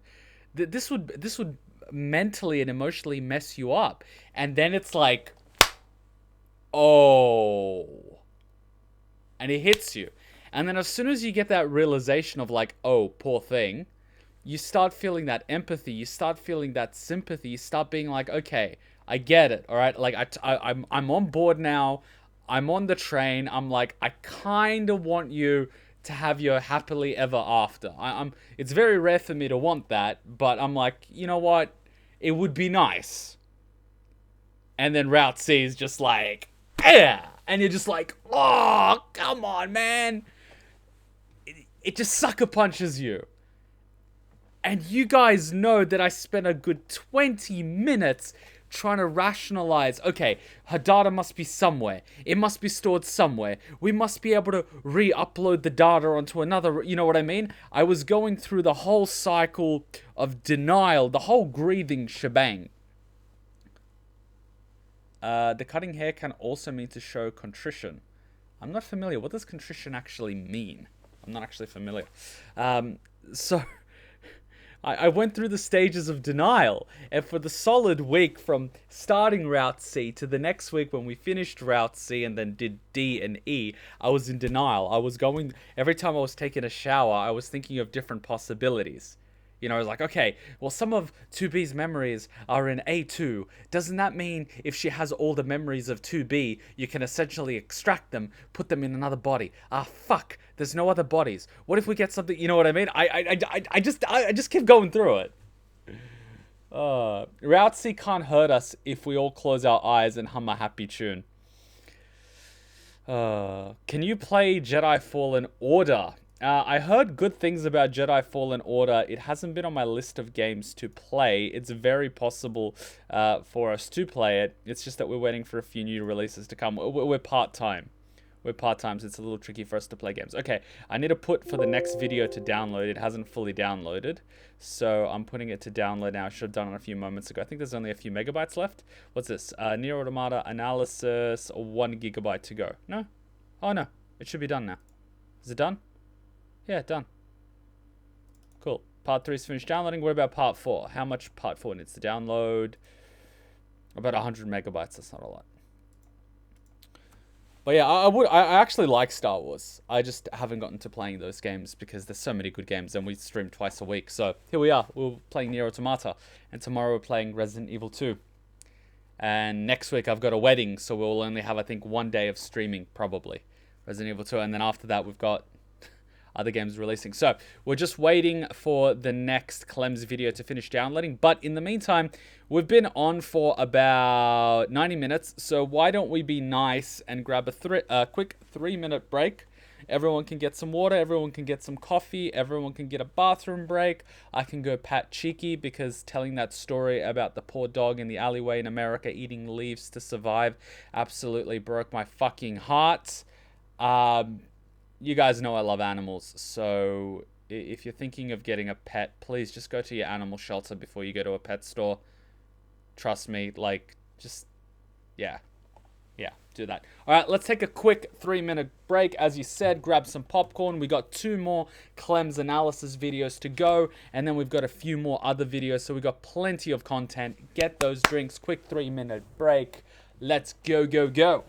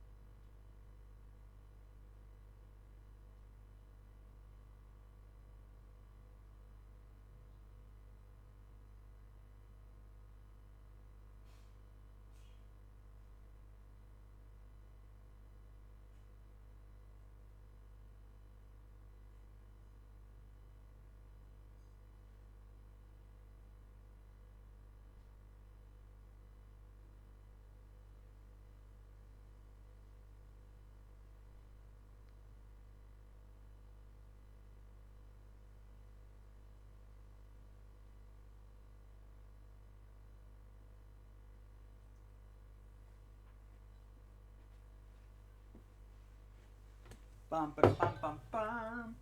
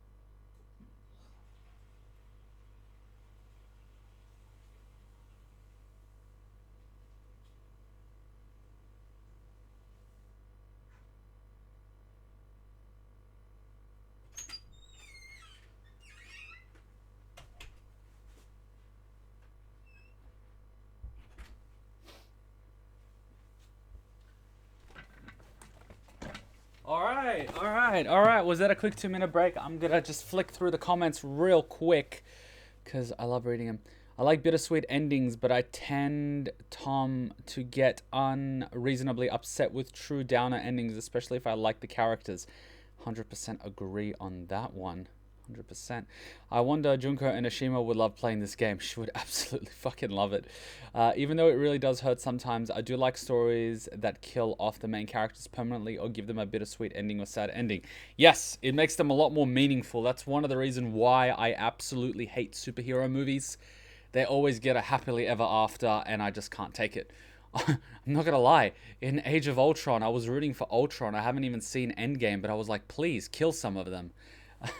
That's basically me in a nutshell. I know, pretty dark, right? I can't empathize with happy go-getters, you know? By the way, I really suggest picking up a game called Rain World. It's a hella atmospheric and some post-apocalyptic vibes of Nier Automata.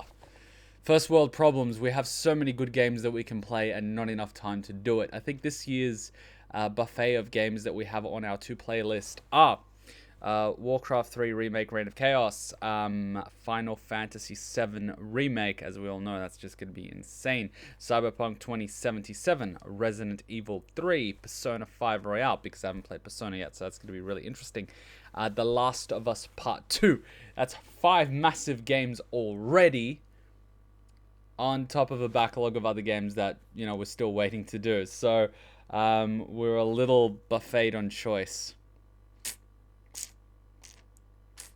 I feel you. I wanted the bad guy in Naruto to kill everyone in the end.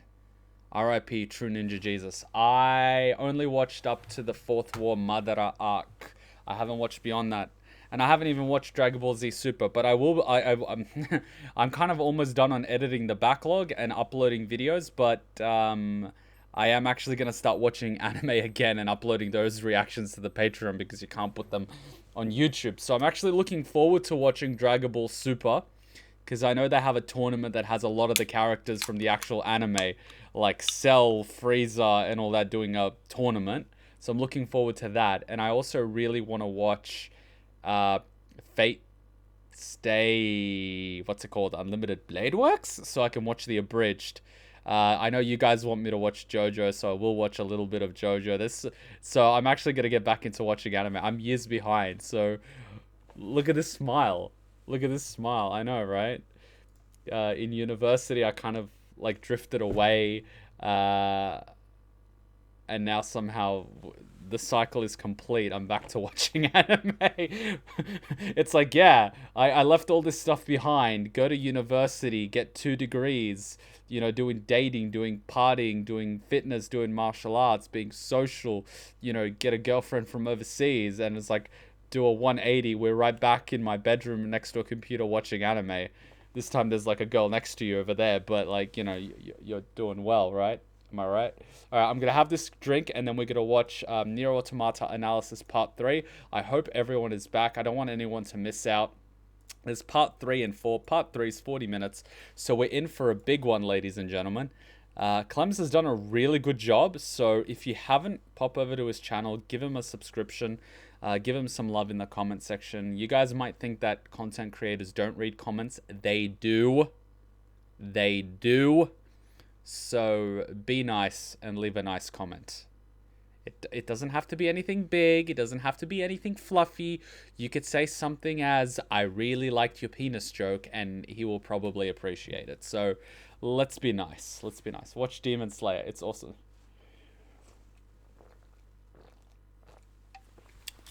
I'm probably going to die of a heart attack. And one comment I read, sorry, a while ago in regards to Santa Claus not being real and whether or not it's right for people to, you know, continue that tradition. Someone mentioned it's a good way to measure a child's cognitive progress. And I'm like, you make a good point. I've never thought about it from a parenting standpoint because I never saw myself as a potential parent. But, you know, humanity and forging bridges to the future. I'm just scared people are going to start calling me Papa Kuma. I'm absolutely fucked. All right, let's go Nier Automata analysis part 3 before this gets out of hand.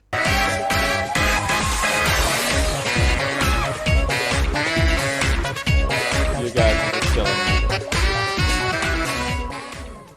Hey everyone, welcome back. If you clicked on this video without checking out part 1 and 2 first, I highly recommend you do, or you'll be pretty lost. And you'll be seeing a massive spoiler in 5 seconds. Oh no, 3, 2, 1!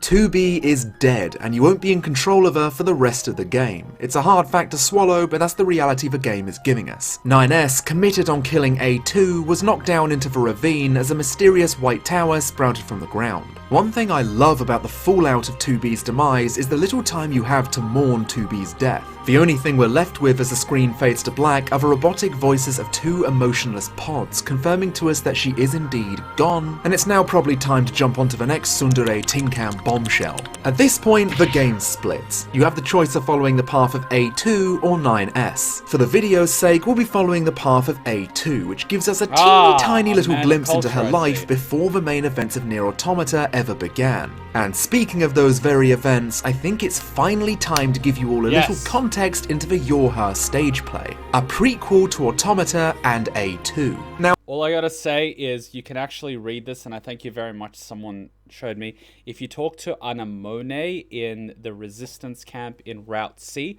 keep talking to her, and she'll tell you, go read that little box terminal thing.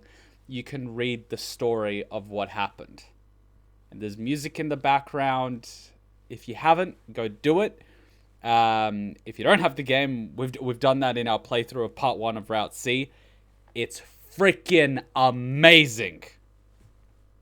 Logically, if I was to summarise the entirety of this play, we'd all be here until you're calling me old man Clemps, and quite frankly, I'd rather finish the analysis whilst my pubes are nice and chestnut brown. So we'll be focusing largely on the points which I think will enrich your overall experience of Automata. It's also worth mentioning that the entire stage play was unofficially translated by the Twitter user Rekka Alexiel. Their site, Fire Sanctuary, is a goldmine for lovers of Yoko Taro's spin-off materials, which were previously untranslated. Great member of the Drake and Nier community, and I highly recommend you check their site out. The stage play opens in a similar way. She lives in Japan, and she's basically got like an altar for Yoko Taro.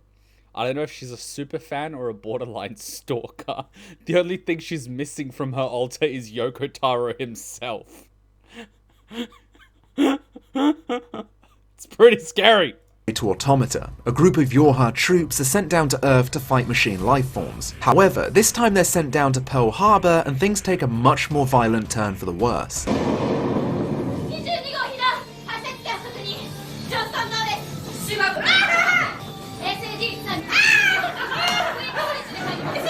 The number of Yorha troops drop like flies, including their captain, so the commander decides to make the Yorha member named Number 2 take over the reins. 4 of the original Yorha troops survive, those being Number 2, Number 4, Number... I just noticed something. That girl that took out the katana actually did it properly. She flicked her thumb. She didn't pull it because that loosens the thing. She flicked her thumb to push it out, and then she pulled it out, and then she pulled the scabard backwards, and then she put it down. I'm like, Someone took basics in Iaido. I like that.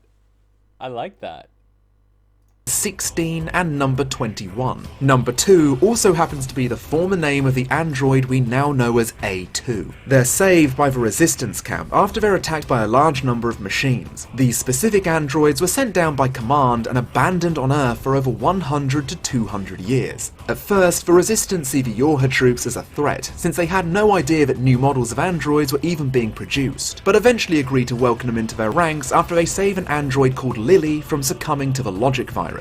As before Yorha troops were invented, they had no method of ridding it without politely inserting a bullet into said individual's skull. Oh, speaking of the resistance members, you may notice a theme with their naming conventions. It's pretty subtle, so I won't blame you if you don't get it. We have Rose, Dahlia, Daisy, Lily, Asta, Anemone, Clematis, Calmia, Sonia, Erica, and Marguerite. Oh, I wonder what the theme will be. It's almost as if Yoko Taro has a big stiffy over having vague connections to flowers throughout the series. I'm sorry, when Yoko Taro was drinking out of that bottle for a second, I thought he was pulling a cone. Have the entirety of Drakengard 3, from the parasite in Zero's eye to the Queen Beast's introduction, the Lunateer and its mechanical counterpart during Nier's ending E, 6-O's fascination with flowers during her side quest, an Automata short story based around a machine attempting to grow flowers, and even a voice over the tannoy within the bunker as it was overrun with infection. Oh, this is so much fun! The virus we planted is blossomed into a beautiful flower. Now either this man really wants to become a botanist, or there's going to be some potential future relevance to these inclusions. Or it could possibly be something that Yoko Taro particularly likes and wants to include. No themes necessary, which is fine, but the main villain of Drakengard 3 being a flower, and the Lunateer really make me wonder about their potential relevance. Fragility? Beauty? Adaptability? Maybe we'll find out in a future title.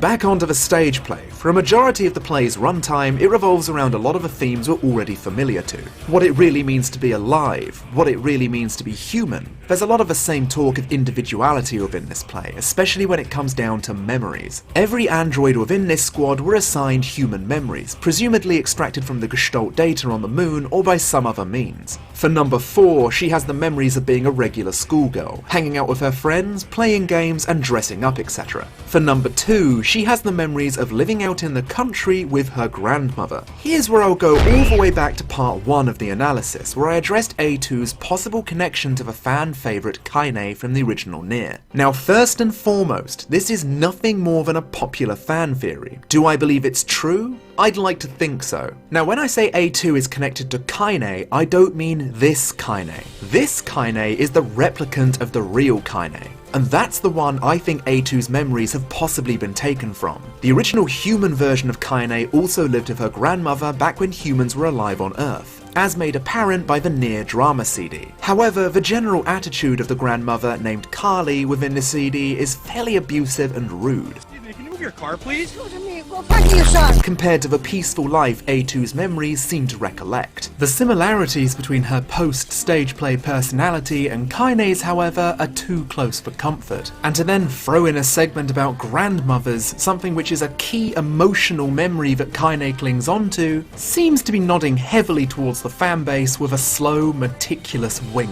Now, when I first wrote the script, I thought I had another legitimate piece of evidence coming from Emile, saying that A2 either reminds him or smells like her. Turns out, after I couldn't find this in-game for hours on end and couldn't even find it in the dialogue text files, I may have triggered an accidental case of Mandela effect within my followers. So many people are convinced that they've seen this too, but no one can fucking find the damn thing. So if— Wait, he does say that she reminds him of her. He says that at the beginning of Route C. I remember the first time you meet Emile, it's like oh, you remind me so much of her. Where's 2B? She's no longer around. Well, wherever she's around, I hope she's— I'm gonna fucking find it. It's in Route C. It's in fucking Route C. Someone can reach out to a translator of this game and can find out whether or not this is a complete fabrication that we've all systematically dreamt up, I'd really appreciate it. Maybe this is a community clinging on to false hope that a fragment of our favourite bitch queen still lives on. I miss her so much, you guys. Release the figurine already, you hacks! Other than that, number 2 befriends a test subject called Seed, an android that's specific function is to test out the weapons that the troops use. The commander, predictably, makes her death, which occurred via essentially crushing her under the weight of electromagnetic pressure to the point of system failure, seem more like a total accident. Number 2 takes her death to heart, and it's more than likely the start of her bitterness towards their situation. Oh. What are these? What are these two up to? After this, well, a whole bunch of shit happens. Some of it's fine, but some of it I'm like, Essentially, 2 characters who I assume to be the operators called Futaba and Yotsuba are questioning the commander over some suspicious pieces of dialogue. The remaining Yorha troops and members of a resistance camp need to travel to the top of Mount Kyala in order to reach an elevator which will bring them to a server room which controls all of the machine lifeforms for the entire Pacific. However, she mentions that the mission will probably fail and that this was a scenario from the very beginning. Then, everyone fucking dies. Tell me it ain't so, you little cunt. Number 21 gets the logic virus and asks an enemy to blow her brains out.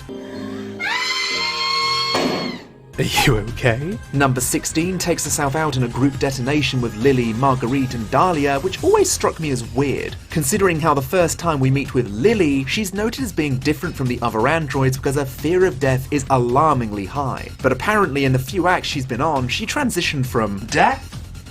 No thanks. To death to the infidels! I mean, I'm glad she got over her fear, but really? So now, number 4 and number 2, alongside the resistance camp members, Rose, Daisy, Asta, Sonia, Erica, and Vegeta, are the only remaining androids left who are in reach of the elevator. They come face to face with 2 little girls dressed in red, the very same girls we see observing 9S and 2B within Automata, who are the physical manifestation of the machine's terminal, made in the image of the androids. These 2 girls have also been observing the androids throughout the stage play, commenting on why the androids do things like sacrifice themselves for others, or what it means to laugh, robotically attempting to replicate it.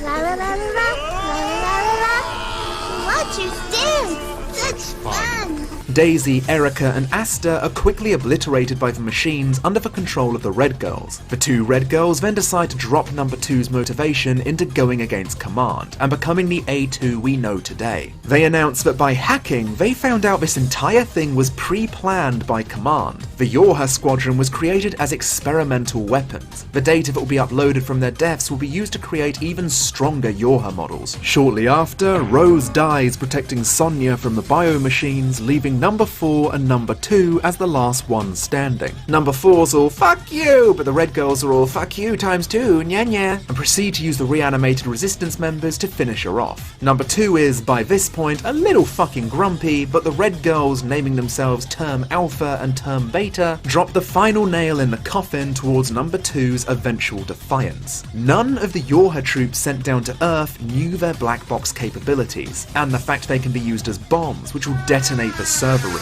An unknowing noble sacrifice to put a dent into the machines, a victory that was paved with the deaths of number 2's comrades. However, number 4, who was apparently being a cheeky madam and pretending to be dead, overhears this. She pushes number 2 aside and blows herself and the server room up. The Red Girls predictably live through this, however, claiming that they find the androids interesting and how they should play in this world a little longer. They leave laughing. However, compared to their once robotic laughter, it now sounds a lot more human, indicating that the Red Girls have now acquired emotion. The 2 operators named Futaba and Yotsuba, according to new information, were actually sent to Earth by the commander over her guilt that they were constantly being reformatted, due to their curiosity about the classified data. The final moments within the stage play show us that number 2 is in fact still alive, as she raises her sword up to the sky, presumably towards Command in defiance, becoming the A2 we are now able to play as in Automata. Now before I move back to where we left A2, I first need to commend the stage play. I haven't spoken about the actual performance, but as someone who spent a majority of his life in theatre productions and even took a course in performing arts, the production is nothing to shake your head at. It's incredibly low budget, sure, but the performers are clearly giving it their all. And the choreography and lighting cues during the fight scenes are legitimately well timed and fluid for a stage performance. So whilst we may raise an eyebrow at some of the more questionable lines in the script, for a stage play production which is from, at first glance, very low budget, the performers all did a fantastic job with the material given to them, and I need to give major props to every single one. I can guarantee that with the right cameras and lighting, this would probably be a really fun movie. And maybe they'll eventually get round to making a subtitled version in the West, you never know. So back to A2. She awakens after being knocked off. Okay, what really gets me is that drama, the stage production, is completely different from what we read in the Terminal. The Terminal's sequence of events was very different to what they did in that stage production. Very interesting. Very interesting. I'm not going to say what it is. It's worth a watch. But I don't know. I found that reading it was so much more impactful because that elevator scene before A2 removes her blindfold was just like, I reckon that scene is, you wouldn't be able to replicate it in a game. You just have to, the way you imagine it when you read it is just so powerful. Conscious by the tower's ascent from below the earth, and it's here where she's introduced to something that proves more of a problem to her than the tower. Greetings and salutations to you, my queen. Who are you? My name is the Panty King, and it is my duty to assist in the removal of your undergarments. I didn't ask for help. Please God, I'm begging you. I'm so lonely. What the hell is that huge thing? Long proposal. Call me a bitch and crush me to death between your android thighs. Why the hell would I do that? I yearn for death, yet I lust for a woman's touch. Not happening. Wait, the Terminal was Anemome's viewpoint. She never went down to the elevator. Or are you referring to something else? The Terminal. Whoever's viewpoint that was freaking amazing. I thought that was A2's viewpoint. You wound me, madam. Let words no longer escape your silicone lips. You're the one who keeps talking. Fucking around aside, the interactions A2 has with Pod 042 are probably some of my favourite interactions in the game. Good. It's as if you took Zero from Drakengard 3 and teamed her up with Vice, who's had one too many Xanax, and is not gonna let this little miss get away from the table without eating her vegetables, even if he has to repeat himself till he's blue in the fucking face. Pod's reasoning for tagging along with A2 is simply because it was the final order of 2B before her passing, something which is clearly going down rather well. Shut the hell up. Negative. After enlightening Pod about her intentions, he ushers her over to the desert where a Goliath-class machine is lying in wait underneath the sand. This is a good point to bring up the changes that A2 brings to the gameplay, but I won't linger on them for too long. All in all, she's fairly similar to 2B, with a few differences. First is her dash ability, which both 2B and 9S have, but A2's can be extended by holding the dash button, which also increases her damage output by a little bit. Secondly is Berserk Mode, which I ultimately hardly used, and personally found a little useless. You can deal massive amounts of damage with the right plug-in chip, so having a mode which increases damage dealt against you whilst also having a tick-down effect on your health for a DPS boost isn't what I call inherently useful. Thirdly, the biggest thing that sets A2 apart from 2B and 9S is her ability to taunt, which essentially pisses off the enemy and pumps both A2 and the opponent with the tiniest pinch of steroids. All in all though, I'd say A2's gameplay feels like an unintentional apology to people who weren't all that happy with 9S's style of combat. It's fast, heavy attacks are back in fashion, and you can zip around like a goddamn edgy lunatic, fucking activate your Sharingan and shit. Using all of these new mechanics together and making it through the abysmal camera placements that will more than likely cause equals 50% of your deaths due to getting your perfectly formed android butt blasted off with a surprise laser attack, the boss will ultimately be defeated. After it uses an EMP attack as a desperate last attempt, we're sent into A2's memory modules, where it seems that not only are we given a very interesting little glimpse into 2B's memory due to the memory merge, perhaps hinting that 2B wasn't the person we thought she was, but the enemy's memories have been merged with A2's as well. At the end of this tiny dungeon, she finds and destroys what seems to be the source of the machine's memory, calling out hopelessly for its mother. We then see a flicker of 2B, saying they aren't so different. No one will help them, and all they can do is cry and scream. At this point, we're given the option to choose to continue A2's story or revisit 9S. But for now, I'm actually going to let a guest share a few words about Automata for a minute or two, specifically about the deceptive marketing strategy surrounding Route A and Route B and A2's appearance. Take the stage, you cheeky gremlin. Hi there everyone, I am Valkyrie Aurora. If you don't know me, I am a Yoko Taro themed YouTuber like Clemps, who sometimes dabbles into other properties. But today, I'm here to talk about Nier Automata's deceptive marketing strategy. Remember when Nier Automata's first few trailers came out and speculation began on how 2B got so messed up, and how Adam and Eve are pure cinnamon rolls who assumedly would have a much bigger character presence. The beginning of Route C and D completely flipped those theories on their heads. A2 was always presented to us as a long-haired B model, so when the trailer showed us this woman in the desert, we'd of course naturally assume this was 2B. It was only until this section of the game opened up to us that we realized we'd all been duped. In the best way possible. One thing me and Clemps universally agree on, however, is Adam and Eve's minor roles. The trailers tricked us yet again by making us assume that these two brothers would be there till the end, only to die miserably during the first two endings. I would have liked for them to have had more of an inclusion, not only because both characters are so inherently interesting, but because, I mean, just look at them! Look at this! Care for a fucking? Is it just me, or does every YouTuber that does analysis need a glass of water? I'm starting to notice the theme here. Marketing like this is a perfect way to advertise your game, so long as you do it right. And Automata hit the nail on the head by making it seem as if 2B was alive throughout the entire game, thus removing any thought of her dying from our heads before playing. Then, when you're suddenly hit with that moment, it makes it all the more powerful and meaningful. I think one thing is for sure, and that's whenever Yoko Taro's new game comes out, a lot of us within the community are going to be wondering how much of the trailers can be taken at face value. Okay, that's me. I'm done. I'm outie. 9S is the best boy. Don't you dare say otherwise. I'll find you.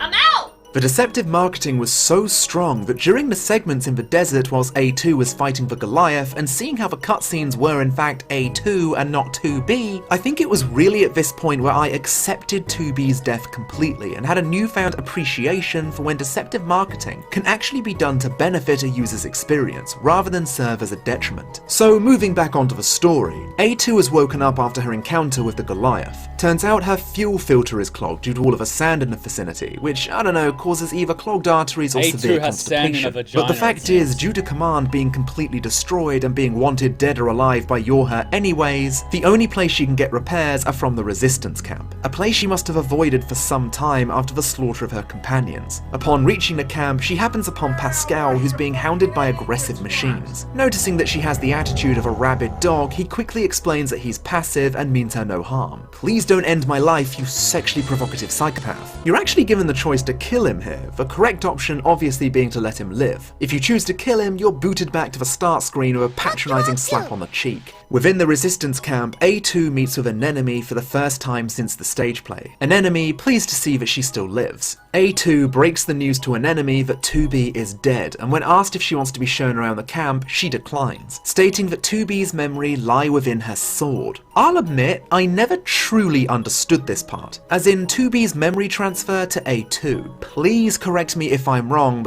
because in Japanese, well, samurai culture, your sword is your soul, which is why when you're dying, you actually stab it into the ground. It's not supposed to be on the floor.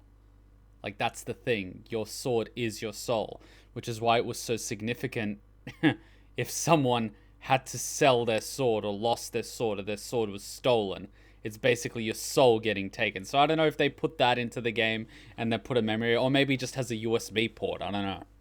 Because I think we all know within these large videos, I can slip up once or twice, but I don't think it's explained how memories transfer over from swords. Like, do swords act as flash drives for androids? You kinda put everything in there and throw it into a nearby USB, and suddenly the recipient android has access to all of your not safe for work memories folder? Hey bitch, dying of robo-cancer, hold my fucking dongle. But anyways, an enemy now has to awkwardly break into A2 that the resistance camp is now working alongside Pascal's village. It makes sense that the resistance would ally themselves with the village due to their pacifism and resources. Does the sword choose the wizard? Well, there's actually a few good old-fashioned sword masters in Japan, because Japan has access to some metals from Mount Fuji, and they're only allowed to mine X amount of metals from Mount Fuji, and pretty much the sword masters use it to form swords. And what they say is when they're forging the katana, every single blade is unique. It has its own personality. So the sort of structure of the metal ends up having its own personality. That's what the sword masters say, and they've essentially got like a room with rows and rows, like we're talking hundreds of blades, and the swordmaster pretty much says that he can tell the personality of each individual blade, and some blades he will just outright refuse to ever, you know, sell or give to people. And basically the only way you can get one of these blades is A, you know, the swordmaster, B, the Japanese government can request that they get a sword, you know, when they need for diplomatic reasons to give a gift to another nation. C, if you know some people that do know the swordmaster, so a lot of very high-ranking people that are known in the martial arts community might be able to get one, or you might be able to get one through them. But there's because they say certain personality of these blades are just like, yeah, nah, this blade should never be held by people. That's the belief. So if you sort of go with the old samurai tradition of believing that your soul is in your sword, and the sword has its own personality, well, you know, we're going into some very philosophical stuff here. That's probably why. So you can interpret it symbolically that 2B giving A2 her sword basically means, here's my soul, look after it, or more or less, okay, well, this is what I was doing, take care of it for me. You know what I mean? She's got that throwaway line, take care of 9S for me. What does that mean? Well, here's my soul, do with it what you will, sort of thing. And we've seen 2B influencing A2 throughout the route. So...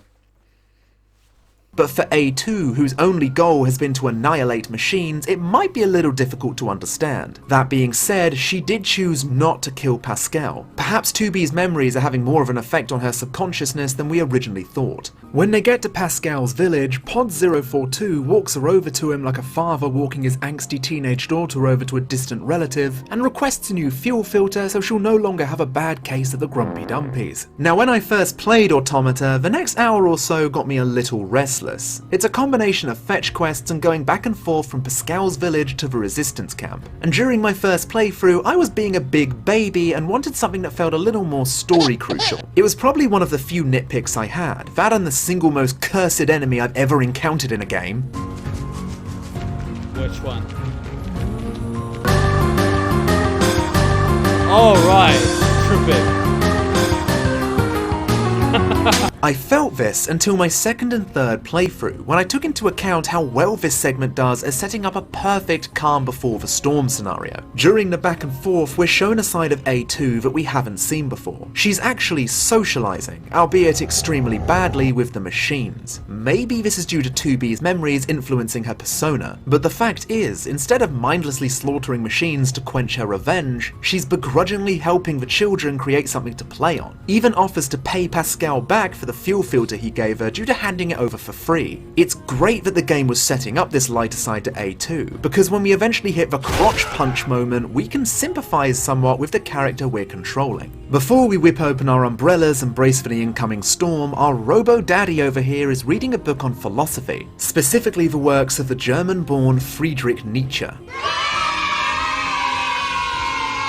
Pascal comments that Nietzsche must have been a profound thinker, or perhaps he skipped right past profound and went straight to crazy instead. It's probably worth bringing up that Nietzsche was the philosopher who made the phrase "God is dead" popular, a theme which, as we know, resonates hard within Automata's main story. The entire Santa analogy I came up with in part 2 essentially explains how we came up with this particular argument. Pascal's comment could also link in with the philosopher he was named after, Blaise Pascal, who cooked up the argument of Pascal's wager. Essentially, it boils down to the idea that a rational person should live through their lives as if God exists, because the gain you get from him existing is better than someone not believing in God and finding out he's real, since if we're looking at the Christian God, you'll more than likely be thrown into hell. Automata, in a slightly similar vein to Nier, borrows a lot of its characters' names. However, juxtaposed to Nier, Automata doesn't borrow names from fictional fairy tale characters, but rather a few machines are named after human philosophers. As to why this is, I'll comment on it in part 4, but I feel it has some potential relevance. Anyways, Pascal talks to the children of the village, saying he'll play with them if they finish their studies. He promises them, and Pascal never breaks his word.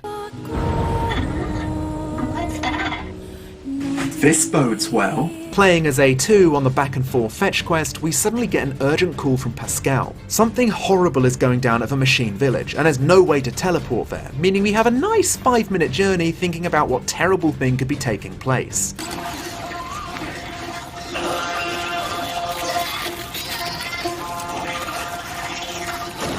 What the hell? The machines are eating each other? The machines within the village have turned on each other, going from members of a tightly knit family to slaughtering and devouring each other. Pascal, in a blind panic, agrees to escort the remaining machine children to safety within the abandoned factory. Everything appears to be going well, but somehow the other machines have found out their location. Something inside Pascal flips at this point, as he throws away his stand on pacifism in order to save the children, furiously declaring that he'll smash them up and kill them. A2 tries her hardest to fend them off outside, but their numbers keep growing. Pascal then decides to make me fist pump the air till my arm gets tired by taking control of an Angel-type Goliath, and having a strangely pretty duel with an opposing model. Question is, was all of this worth it, or would the game finally deliver on its slow-building finale to the storm?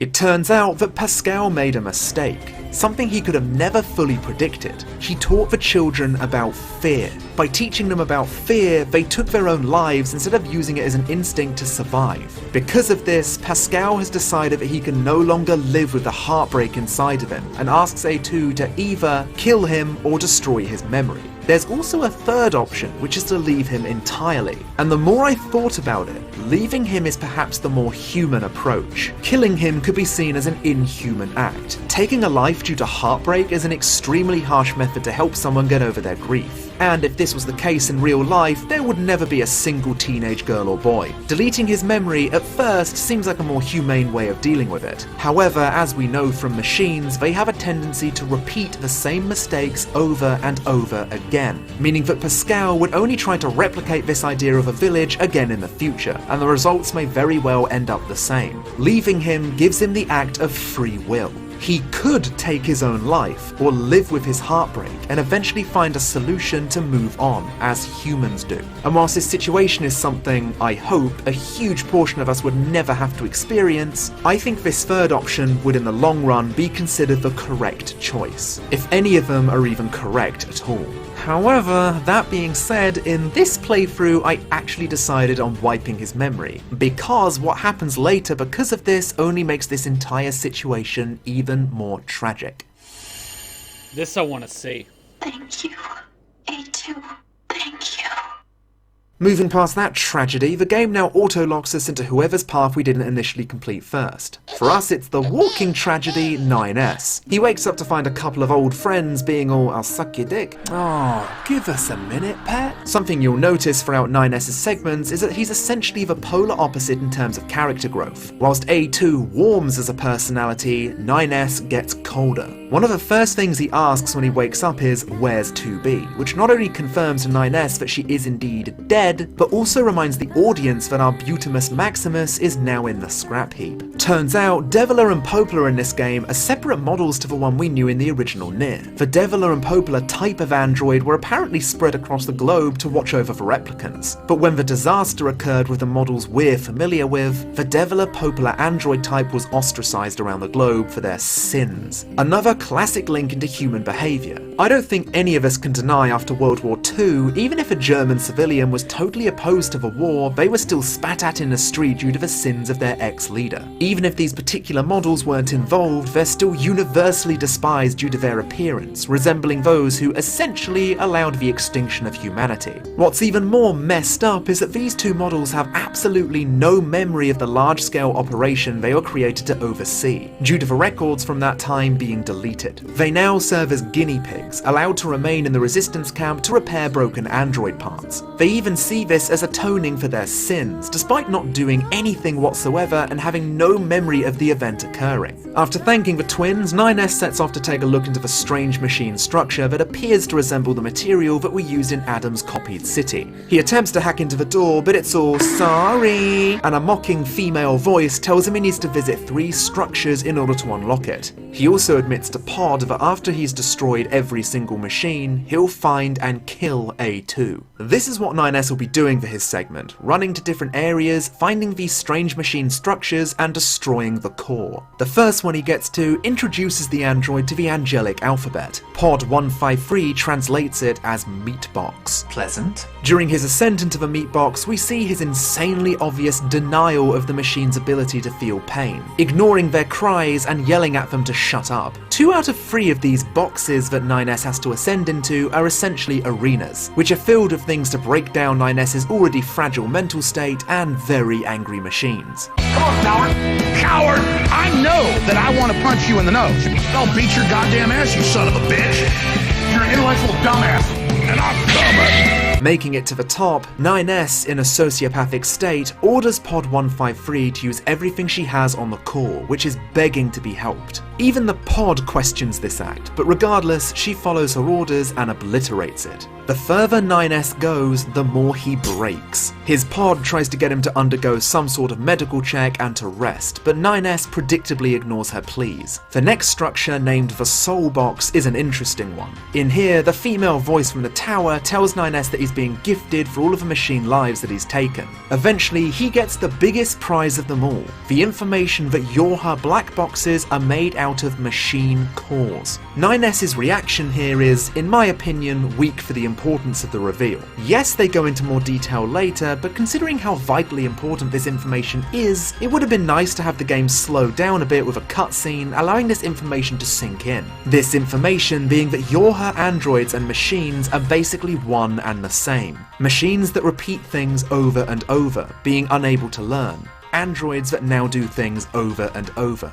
But, despite 9S's lack of reaction to this, it's also good at setting up his inevitable journey into legitimate trauma. Denial is one hell of a powerful drug. When 9S goes to take out the core, he's taken into his own mind. He sees a vision of 2B, and it's obvious with his movements that he genuinely does miss her. However, whatever is orchestrating this event slowly begins to delete the memories of 2B within 9S, causing him to repeatedly stab the now black figure standing in the middle of the room. This black figure turns out to be an empty shell of 2B. My general interpretation of this is not only the machines fucking with 9S, but the idea of 2B taking on the form of a machine's consciousness, more than likely meaning that 9S is now slowly beginning to see Yorha androids as machines, only further pushing him down into a very dark, confusing pit. 9S sinks down and begins weeping, as the 2 pods look at each other with the slow realization of, oh shit. Hello and welcome to Pod 042 Cheers Up the Boy. Perhaps he would like a refreshing swig of the bag of juice. Shit, maybe a tasty carrot snack. Failure, or could he be craving a delicious crunchy apple? Conclusion. work on my people's skills. Also, buy more apples. And with that, the main chunk of 9S's solo content has been completed. The paths of 9S and A2 now slowly begin to converge, as you'll eventually have no choice in who you play as. The final structure, known as the God Box, is within the amusement park, and as 9S enters, he says something which at first didn't strike me as odd. But the second time I played the game, I had a thought. Over and over. We are perpetually trapped in a never-ending spiral of life and death.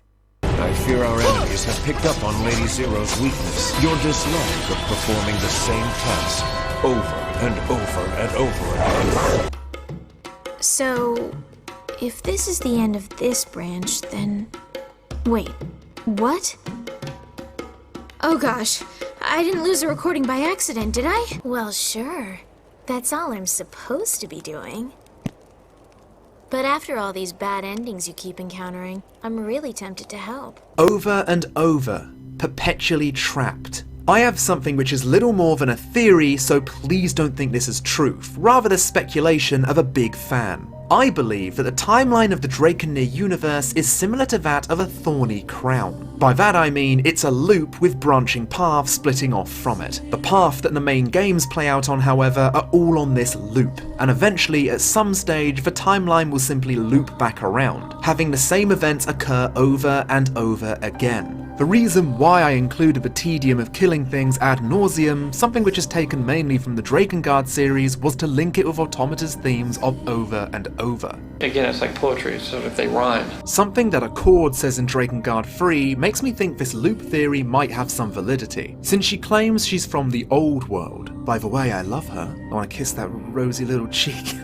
And very recently, Yoko Taro confirmed on stage that Accord is currently located in the Kingdom of Night, a section of the world in Automata that is in a constant state of darkness due to the globe no longer rotating. This is due to the axis of the Earth changing since the year 2004 to the Automata period, which could potentially mean that the old world is in fact located within the year 11,945. Could a future event perhaps send a city from the old world back in time to the Drakengard period, only to loop back during the Queen Beast incident? Or could the old world be named as such because it came from a point behind the Drakengard timeline? As previously stated, this is a theory, and it could very well be debunked with a simple, excuse me. But I feel it sparks discussion at least. The timeline of this universe is something that will endlessly fascinate me. As 9S makes his way to the God Box, A2 is also heading there due to the mysterious voice from the tower guiding her. 9S also makes the discovery that Pascal's village is in total ruins. If you decide to keep him alive but wipe his memories like I did, you'll see that he's forgotten his name, and he's selling the body parts of the children he loved so much. Why are you like this?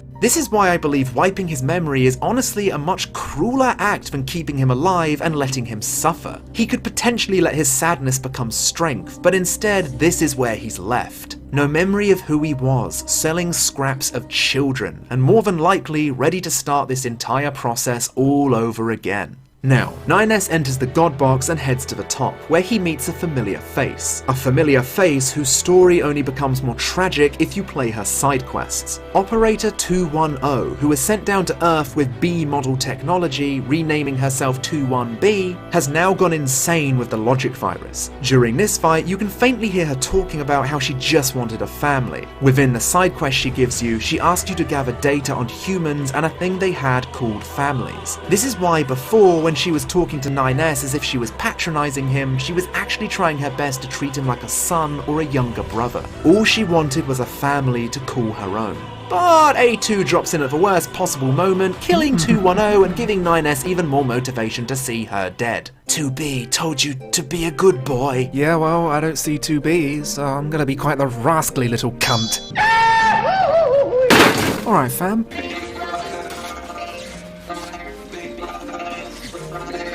It's like we're all a big, happy family.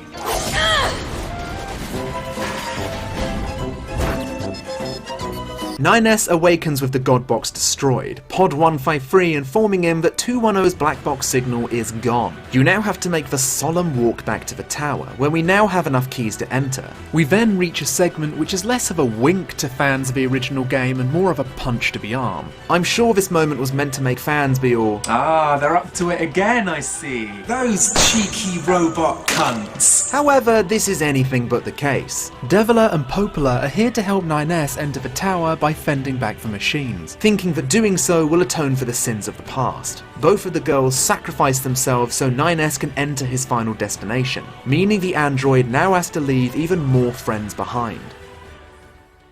The actual story of this model of Deviler and Popola is yet another moment in Automata that'll stick with me. Before this, I thought they were honestly nothing else but a nod to the original fans of the game, but thankfully this entire segment redeemed them in my eyes. This short story explains to us the plight of the Deviler and Popola models after the Popola model went mad after Deviler passed away. Due to dooming all of humanity, the other androids in the world wiped out a large quantity of them.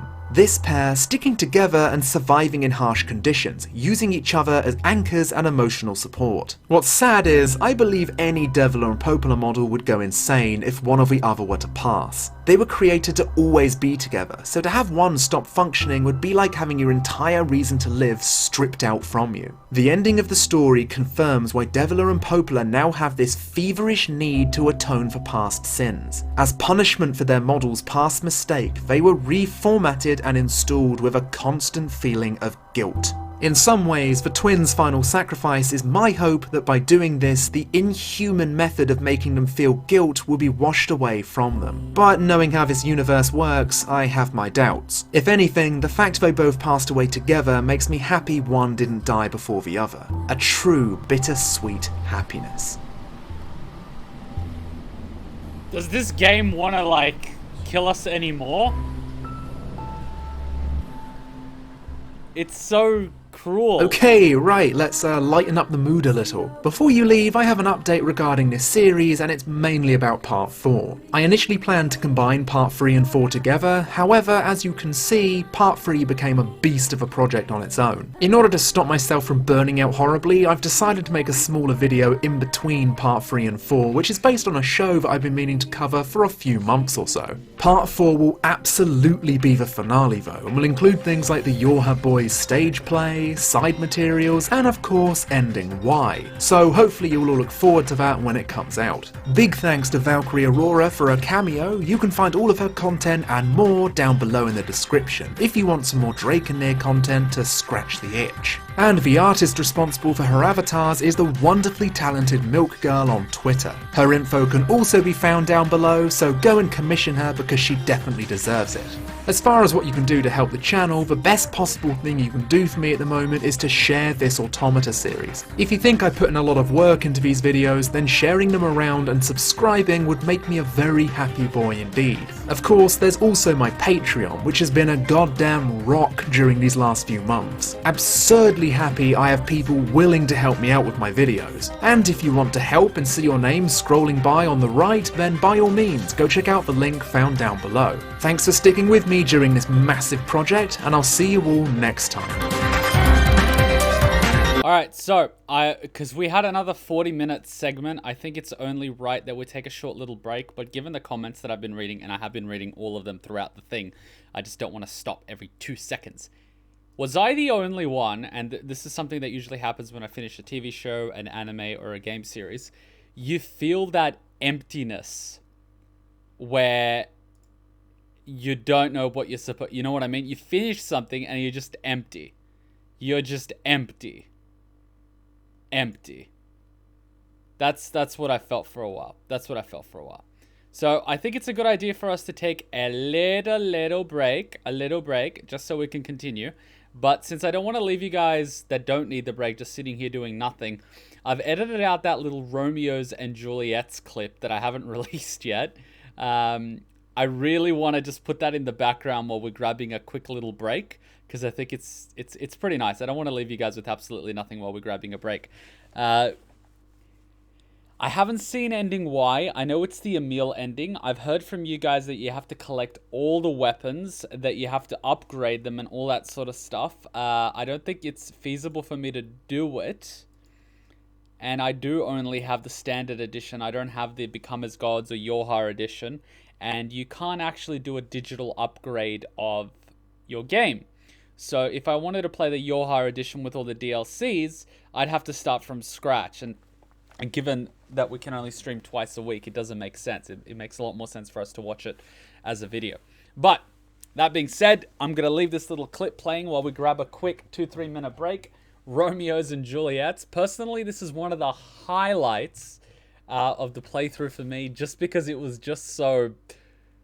Well, I don't even have to say it. It's just beautiful. So I'm just going to leave this while we grab a break. Let's go.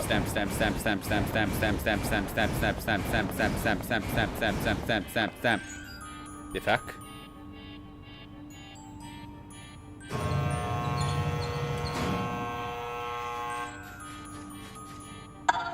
Romeo, Romeo, wherefore art thou, Romeo? Juliet, Juliet, wherefore art thou, Juliet? Oh, Romeo, Romeo, which one of thou art Romeo?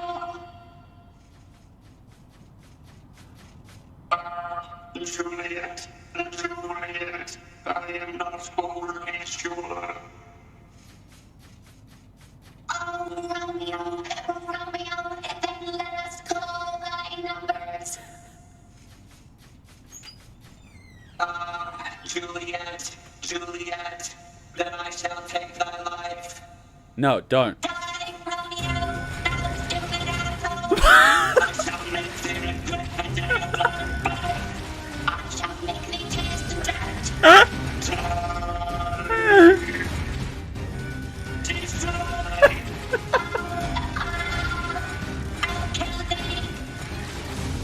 What the fuck? This... Be gone from this world forever, wench. Meet thy down, wretched man. Prince of God.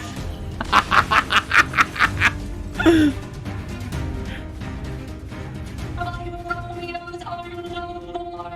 I have slain them each and all. I must join them anon.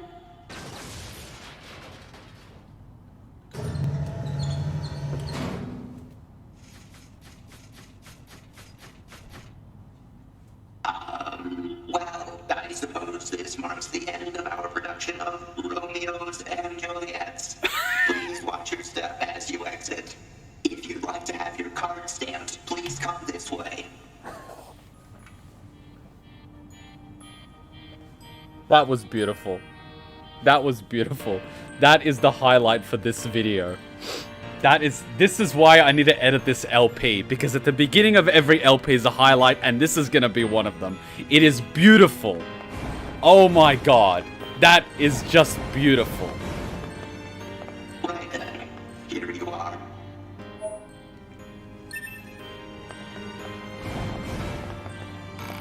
Oh, Julia, just thinking of you makes my warm all core and fuzzy. What the fuck? Bravo, truly a spectacular performance. So we started out with 3 Romeo and 3 Juliets, and now there are none. Wait, it's all starting to make sense now. So this is a piece of literature from the old world. I believe it speaks of the cruelty of mankind. I came all this way from the village to see this play everyone's been talking about. I haven't been this deeply moved by something before. I'm going to go home and tell all my friends. This play doesn't make any sense at all. What the fuck? I was actually in a Romeo and Juliet play during high school, but this is just glorious. I still remember a lot of the lines. So it was just so fun to watch. It was just, you know, it was a thing.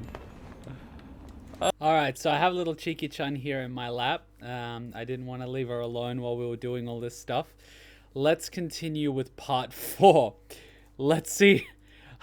I'm gonna put my money on part 4 is an hour. 54 minutes. I was close. Little cheeky sitting on my lap. She loves attention. I found out a little interesting thing about dogs. When they don't get enough attention, they'll actually lick their paws. So I saw her licking her paw and I was like, then come with us. And then she'll be like, okay, I'm sick of you guys, and leave. But then at least she won't be lonely. So let's watch part 4 of the Nier analysis. Let's get started.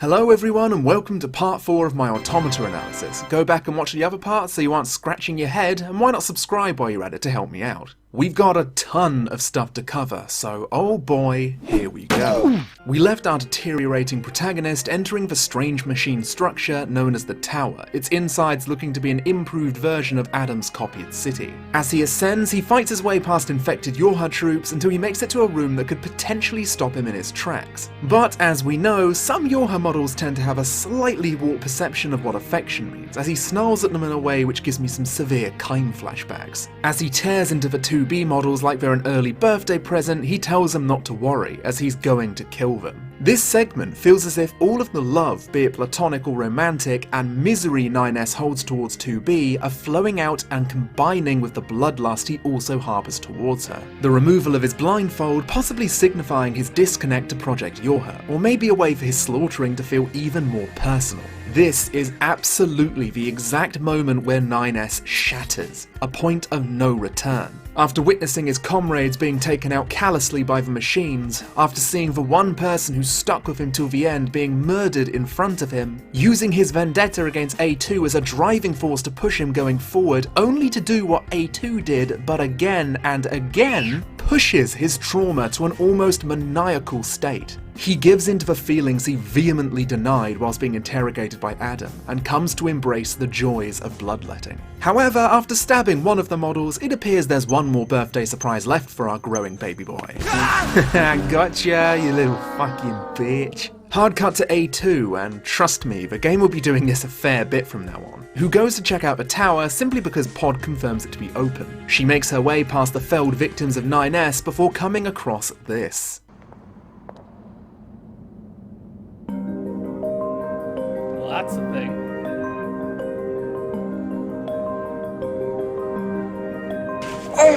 Is this what emotions feel like? Oh, as much as I don't want to admit fan service affected me as much as it did, it totally fucking affected me. Hearing that familiar library theme again is such a sweet nod to the original fans, or fuck, even people who happen to watch videos on the game. The fact is, even as a blatant soapy handwank, it's a very cute inclusion. Mwah, bellissimo. Throughout this library are pieces of information that the machines have collected, ranging from standard data to a little girl called Yona who suffered from something called the Black Scrawl. His data. A couple of days ago I found the toy rat, set him up on a table and enclosed him in a heart-shaped frame. Nobody responded to my online video of the rat. Hello. I like the rat. We skip back to 9S and oh dear, ooh, that's quite the pickle. He struggles his way over to a 2B model, using his functioning hand to lovingly caress her cheek. As you do.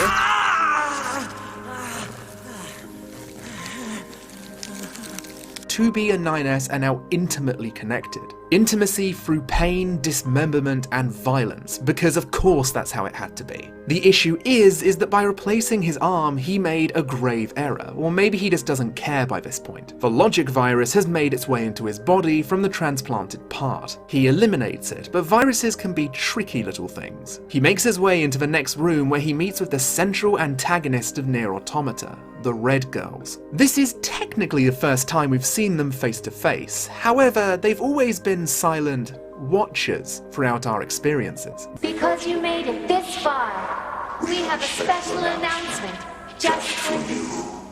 We'll reveal machine life forms here. I broke the seal. Now she's useless. The Red Girls are the biggest link to the Drakengard series within Automata, due to their uncanny physical and vocal similarities to Mana in the very first game, minus the blonde hair. This, again, brings me back to my loop theory. Things are repeating themselves within this universe or timeline, and it makes me bring up the whole chicken or the egg argument. What came first, Mana or the girls in red? And considering what happens in the ending, I'm really starting to lean towards these two, especially due to their observational nature.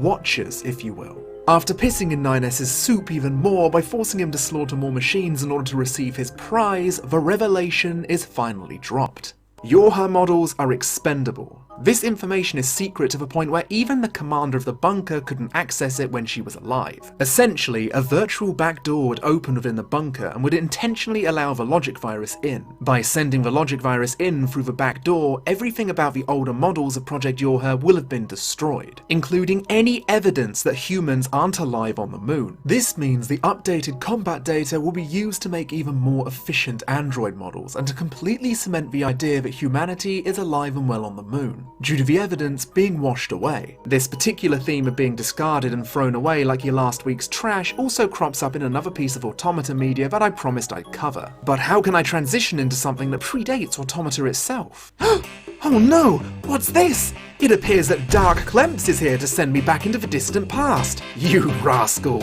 You won't get away with your crimes that easily. What the fuck? Oh no!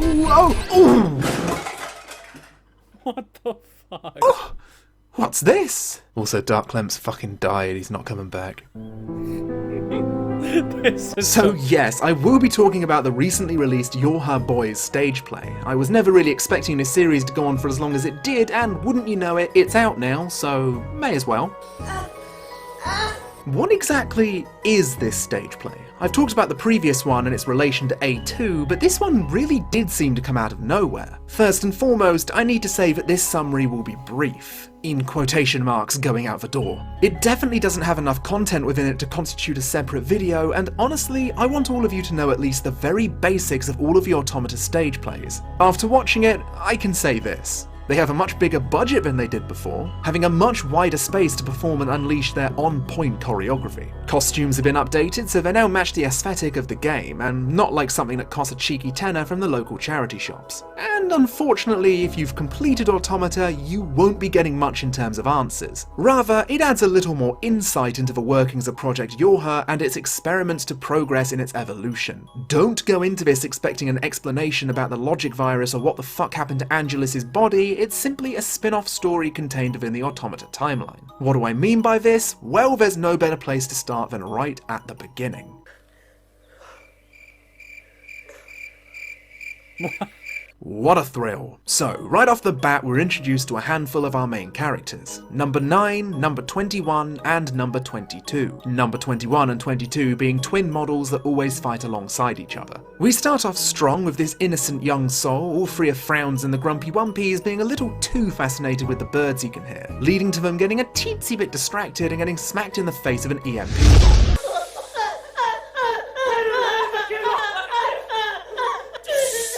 Are you okay? No, seriously, are you okay? That was too real. After sedating the writhing android, a large force of machine life forms begin to lock onto their position. And it's here where the rest of the crew is introduced. Their personality types are fairly easy to break down. Now, I'll be honest, apart from our main characters number 9 and somebody who comes in later, calling them by their actual names is going to get really boring for me. And I'm fairly sure a chunk of you are tired of hearing numbers, and more numbers. So I'll show their assigned names and then the name I gave them in order to remember them more accurately. We have Loud Twat, literally who, Dito, but gay, and the aforementioned Birdman, and Birdman sans bird. Last but not least, we have Black.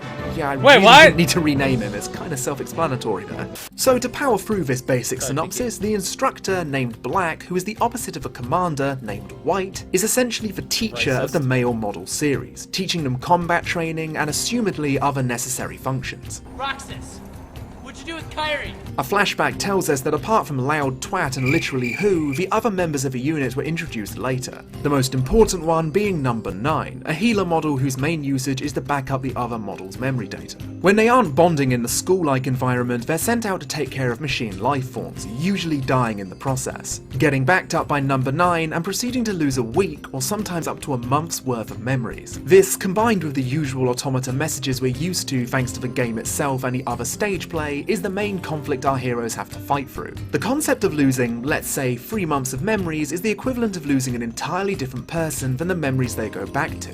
What lessons have they forgotten? What experiences are now dead to the void of time? This is something which I felt added to the world of Automata instead of bloating it, like a chunk of these stage plays tend to do in my opinion. Within the game, we know that 9S has his memories wiped every time he's killed, but we never get to properly see him lament the memories he left behind. This stage play dedicates a nice chunk of time towards this, so it actually gave flesh to the bones of that original idea, which I thought was a nice touch. And combining the words of touch and bone together for a very lazy segue is of course the other thing that the stage play adds to the Drake and Nier universe, that I thought was, dare I say, lacking in. What the hell are you doing? Oh, this game is very good. Along the way, they come across 3 resistance camp members named Cactus, Lotus, and Phlox. Damn it! And there's a pretty good moment where these 3 androids realise that the unit they're speaking to are upgraded models. Lotus seeming intensely fascinated with them, resulting in many comedic moments where you can virtually hear a pin drop in the audience.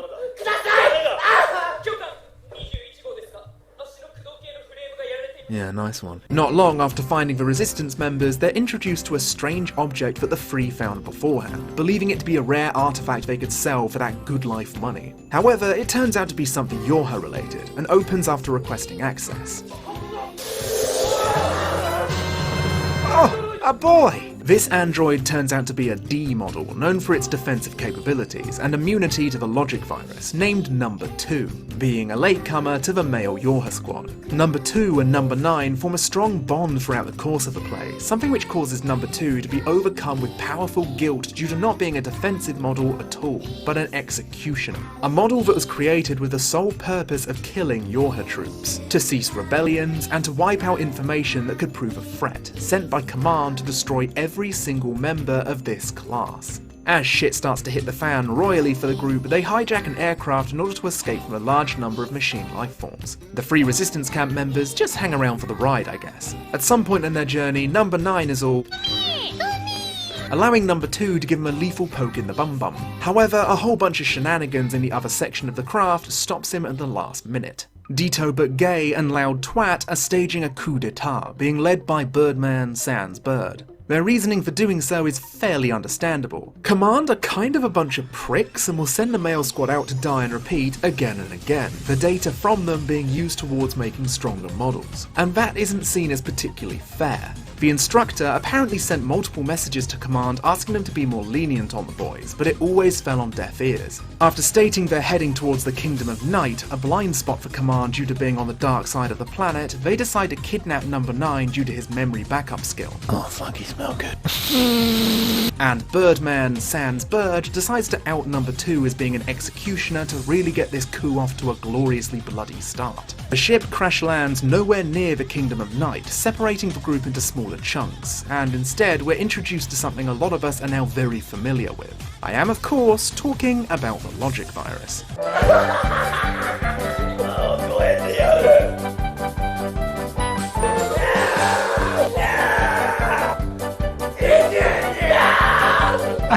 Classic! I don't know about you guys, but by this point I'm getting a little tired of a logic virus being used in every single Automata spin-off with barely any explanation for its cause or origin. Especially in the stage play where it serves as nothing more than a convenient plot device for endless screaming and noise! From this point on, we get a collaboration of toddler tantrums featuring members of the coup and the people resisting it, like we're in the finale of a One Piece arc. Loud Twat always envying literally Who's skill as the attacker type model and hating the fact he switched to gunner so Loud Twat would feel less inferior. The logic virus does indeed increase the the power of Loud Twat, but literally Who decides to take the inhibitor rings off his arms and unleashes his 10 times folded beauty of a blade, taking down and killing him in his place. Next up, we get Dito but Gay versus Black and the Resistance camp members. And at this point, I'm sure you're all wondering why the fuck I even gave him that nickname in the first place. Well, aside from his clear lust for any and all male genitalia, he is almost a carbon copy of a little rat boy himself from Drakengard 3. Even down to some of his mannerisms, like the way he holds his swords. He has a fondness for sadism, and sometimes even murdering his own comrades just because he knows he can under the circumstances. The unhinged android begins gleefully slicing into Black, basically confirming to us that he's a man who gains great pleasure in inflicting pain. The Resistance camp members attempt to put a stop to him, including their leader Cactus, who ends up getting the logic virus and taking down his friends and himself, in a Mr. Bean-like fashion. Oh, Teddy. And whilst this was later confirmed to be a ruse, I'll say that Cactus in general was a favourite of mine within this play, due to being a somewhat different character within Yoko Taro's work. A once well-respected leader who suffered a severe mental breakdown after a squadron of trainees were destroyed under his command, leading him to become incredibly cowardly, a remnant of a proud man his colleagues once knew. But despite that, there's still a charm to him as the comic relief, even proving himself to be an avid storyteller to the Yorha boys, recounting his previous tales in combat in a performance-like fashion. Out of all of the characters within this stage play, Cactus had the most interesting backstory, and was someone who had a fairly unique personality outside of rebellious youth and screaming! Back to the androids, it turns out that Black was only pretending to lose so he could use a body scan which he reformatted in order to send Dito's black box out of control, effectively killing him in the inevitable explosion. Last but not least, we have the merry adventures of Birdman, Number 9, and a virus-infected Birdman sans Bird, who's apparently having a wonderful time. Hey!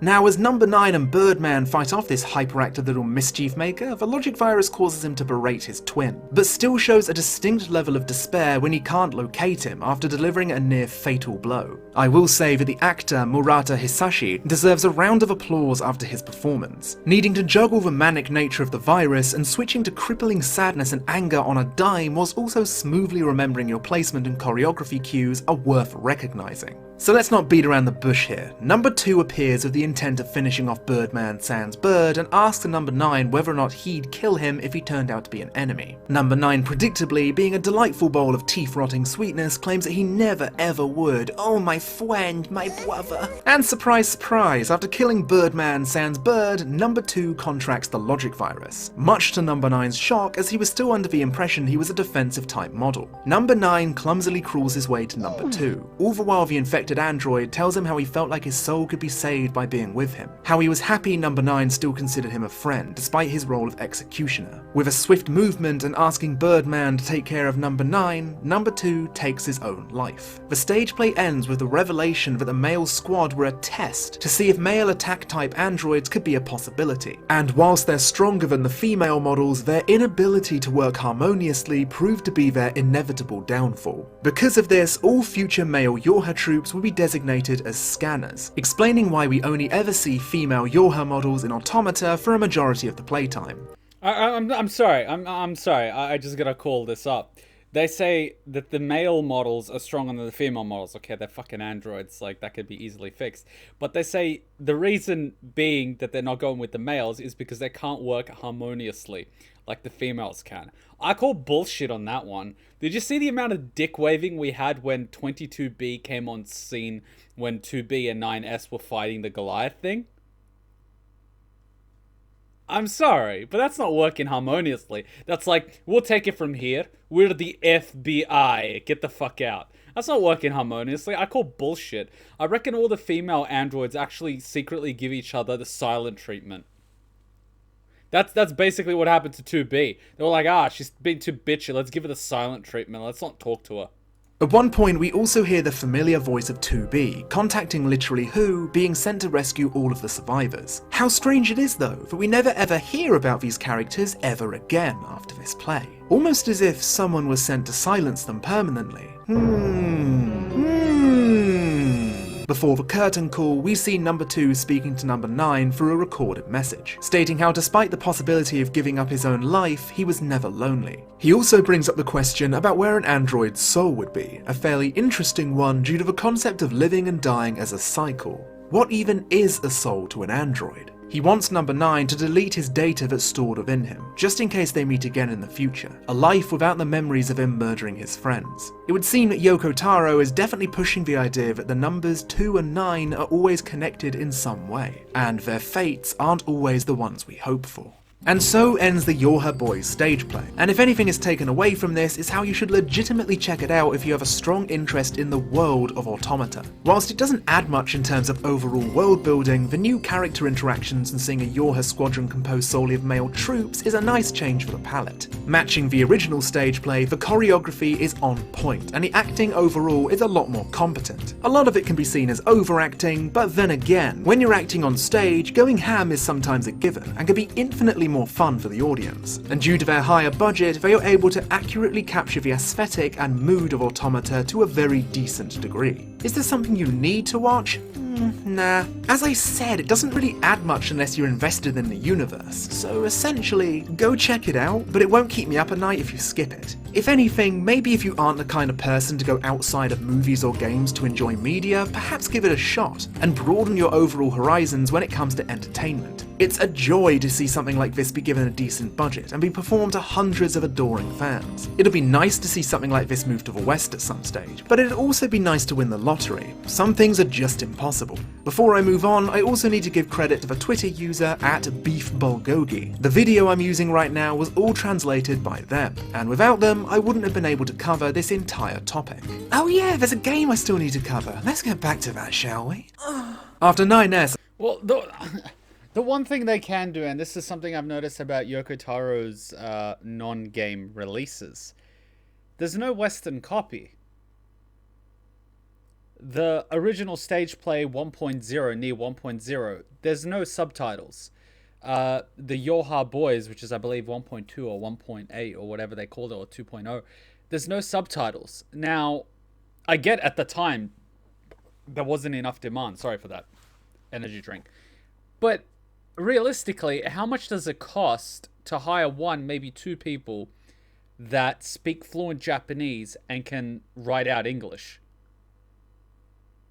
And reprint the CDs and sell them to a Western audience? It well justifies the investment, and not even from an investment point of view, you know, the cash dollar bill, but just giving your Western audience more content to enjoy to make the fandom bigger and stronger.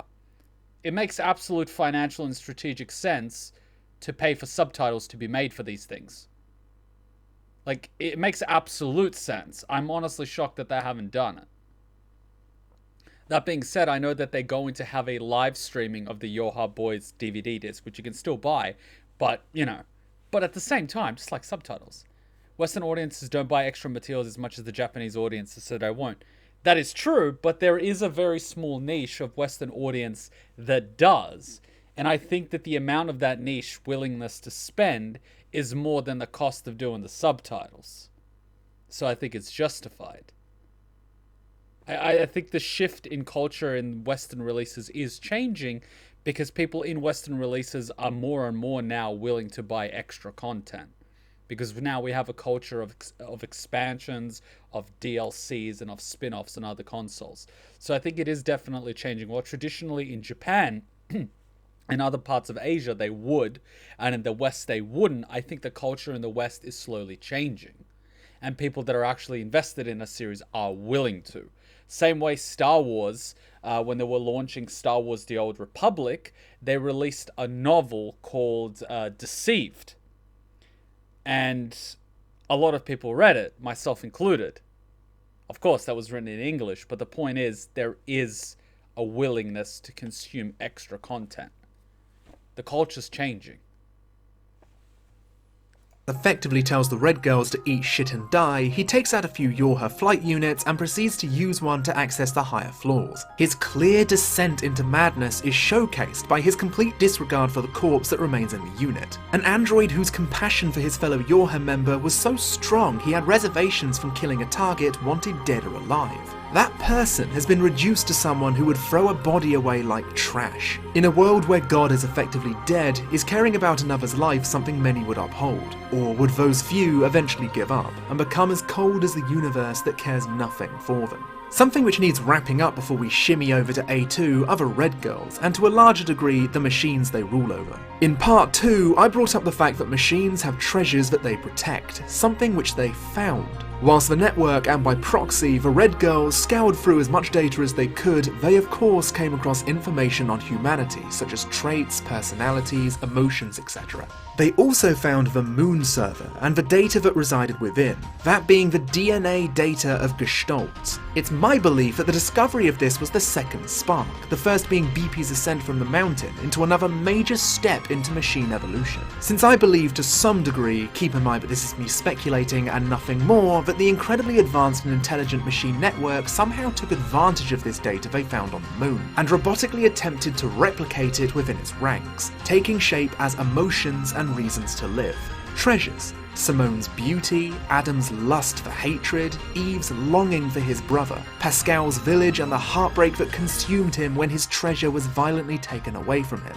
I'm under the belief that simply learning about emotion isn't enough to replicate it exactly, which leads me to believe that this is the case. Back to the main story, we switch over to A2, who's busy fighting the boss named Koshi within the replicated library. After beating it, we're led down into the elusive basement we never got to enter in Nier, where A2 is whisked off into Pod's mystical realm as something is trying to hack into her. This turns out to be none other than the Red Girls, who call her by her old name, Number 2, and they say how good it is to see her again. Something which I bet confused a lot of people who had no idea the original stage play was even a thing. The two beings, referring to themselves as a concept, begin to mock A2 as she feebly tries to defeat them, claiming that wiping out A2's Yorha units left quite an impression on them. She continues her attack, the two Red Girls coming across as amused that she bothers to continue.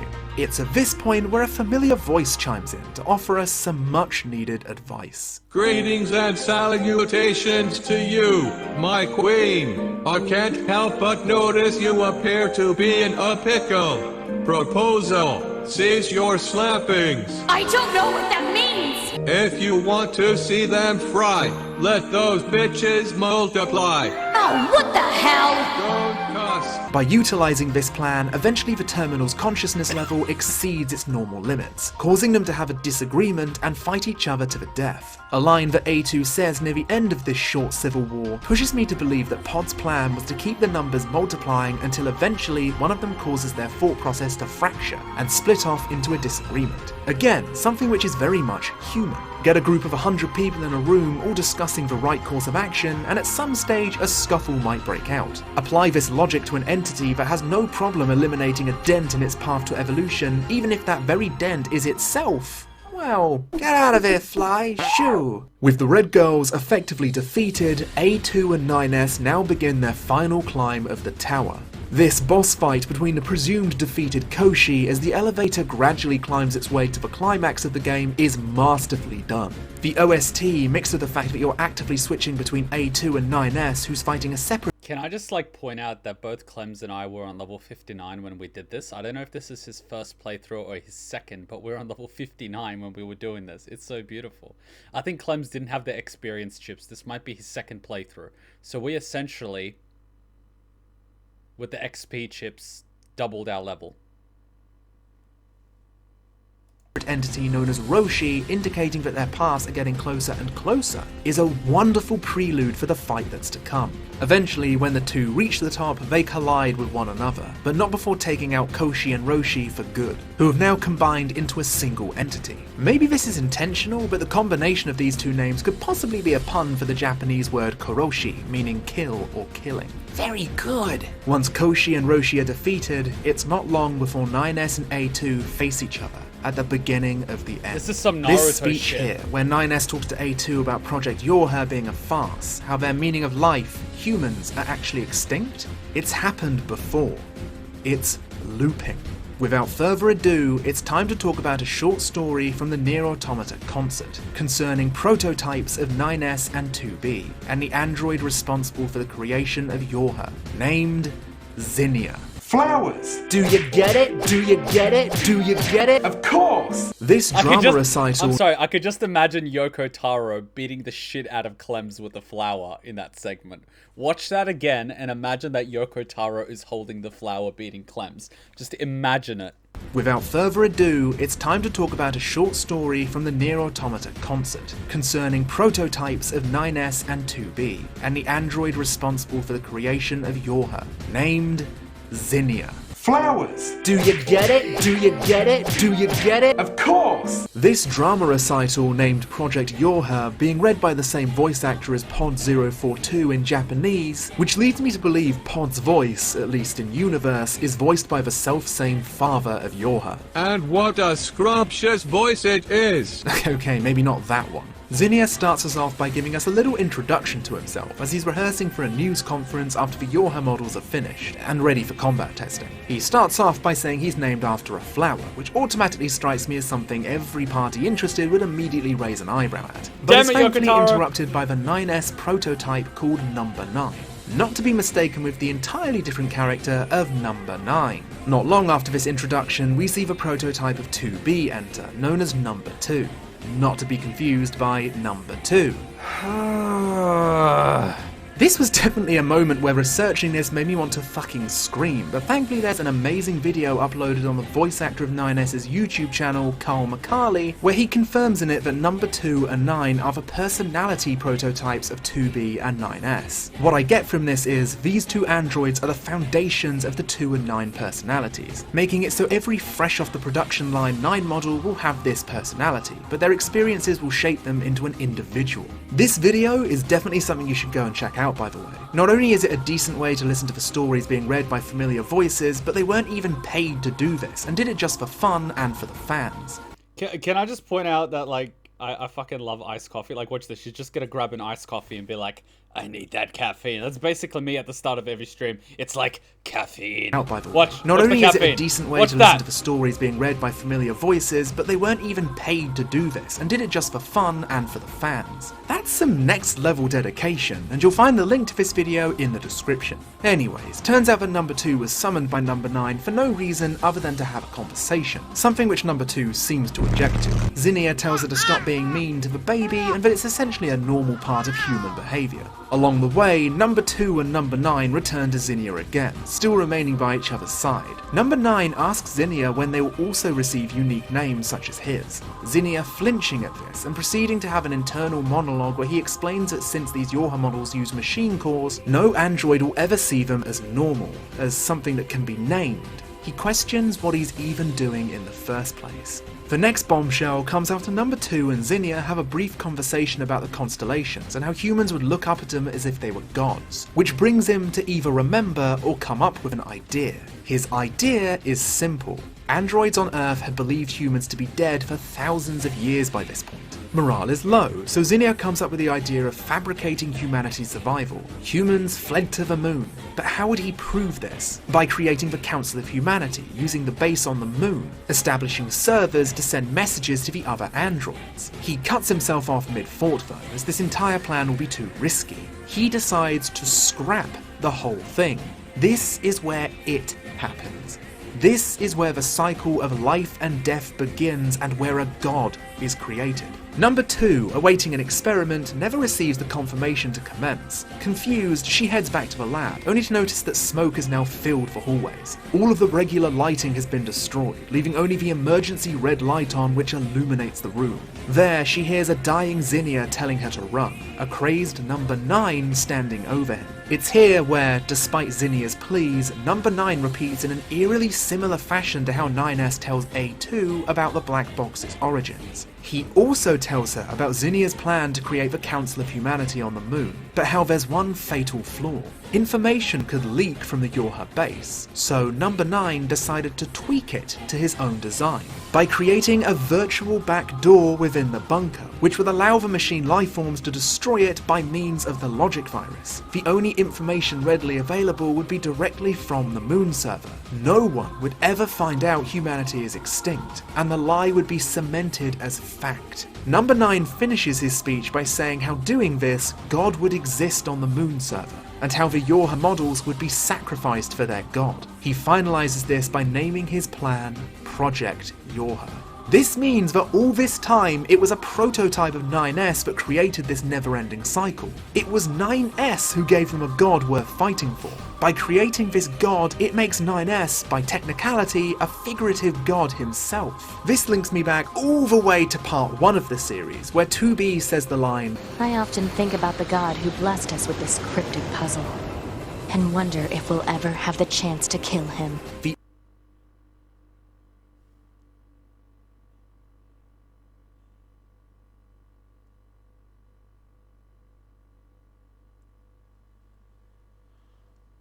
answer to that is yes.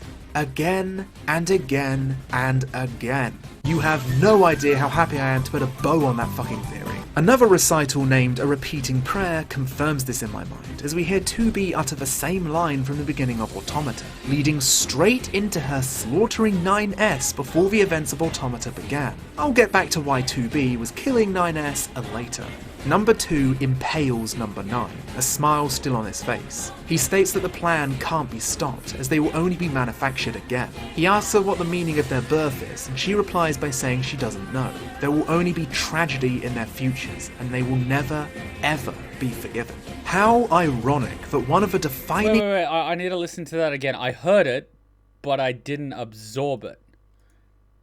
I need to hear that again. I need to hear that again. And wonder if we'll ever have the chance to kill him. The answer to that is yes. Again and again and again. You have no idea how happy I am to put a bow on that fucking theory. Another recital named A Repeating Prayer confirms this in my mind, as we hear 2B utter the same line from the beginning of Automata, leading straight into her slaughtering 9S before the events of Automata began. I'll get back to why 2B was killing 9S later. Number 2 impales Number 9, a smile still on his face. He states that the plan can't be stopped, as they will only be manufactured again. He asks her what the meaning of their birth is, and she replies by saying she doesn't know. There will only be tragedy in their futures, and they will never, ever be forgiven. How ironic that one of the defining reasons for 9S's insanity was, in the end, a descendant of his own personality. A2 decides it's at this point where she reveals the true identity of 2B, something which, if you've only been watching this video series, you'd have probably guessed by now due to all of the hints and of course the You're Her Boys character and Number 2. 2B, otherwise known as 2E, was assigned to remain by 9S's side until he started to get too curious and uncover the secrets behind Project Yorha. How strange it is that the commander was the one who would confirm these curiosities. The aforementioned recital, A Repeating Prayer, fleshes out this particular element, giving us a decent look into 2B's complete and utter heartbreak over her situation due to her bonding with the unit she was ordered to kill repeatedly. Due to 9S's intense curiosity, he has always known about 2B's real model type, even if it was on a subconscious level. This revelation to 2B causes her to laugh, but it's a laugh devoid of all humour and any sense of joy. And speaking of humour and joy, well, let's just say Automata's version of the logic virus is much less laughable than the You're Her Boys.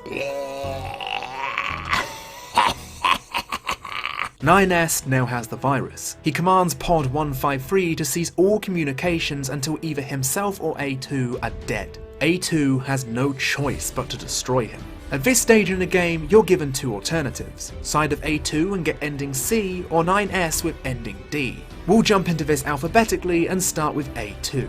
After avoiding 9S's primary attacks and his attempts to hack into you, A2 successfully manages to disconnect the contaminated arm from him, and fucking bodies his pretty little bum, requesting that Pod hacks his way inside. This area is a labyrinth in its scale, meaning that we're not actually in the mind of 9S right now.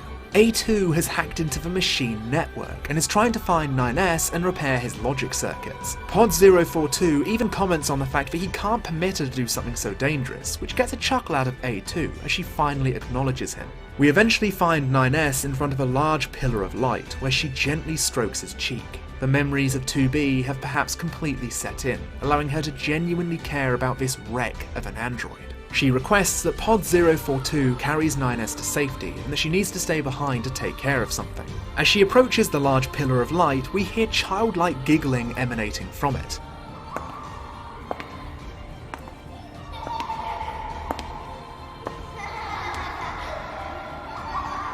The tower, or the Ark as it's also known, is the machine network's paradise, a Garden of Eden, somewhere where they can be somewhat at peace. But A2 is like, yeah, sorry, you Melvin, and proceeds to destroy the pillar. This, in turn, obliterates the machine network and the logic virus, essentially freeing 9S from his wretched fate. The tower crumbles. A2 comments on the fact that she never realised how beautiful the world was, before speaking to her fallen comrades, number 16, number 21, and number 4. I'm coming, everyone. I'm coming.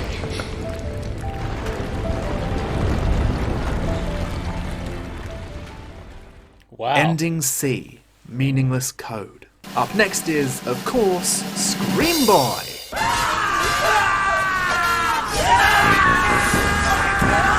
Ladies and gentlemen, if I had an award for the best voice actor of 2017, I'd hand it the fuck over to Kyle McCarley. My god. His performance here as 9S is without a shadow of a doubt the best piece of vocal work I've heard for a character. High praise, but praise that is absolutely deserved. The rawness of 9S's breakdown here makes me shiver every single time. It doesn't matter!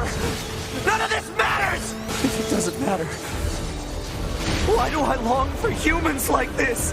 Why do I desire the touch of something that no longer exists? It's how we were made. Shut up! Shut up! Shut up! Shut up! A2 is given a perfect chance to destroy 9S, however the last words of 2B race through her mind, giving 9S the opportunity to kill her instead. However, being quite the clumsy wee lad, he impales himself on A2's sword like the angry little gremlin he is. And he keeps jumping on it! Process. His last moments are genuinely uncomfortable to watch, however. The added sound effects of him slipping in his own blood as he vainly attempts to get the sword out of his body is a sad, pathetic end for an android who drove himself into a sad, pathetic state. He literally impaled himself, then jumped on the blade, then he's on the side, jumps back on the blade, goes on the side, jumps back on the blade. It's just like, you know, at a certain point, Darwin is just going like,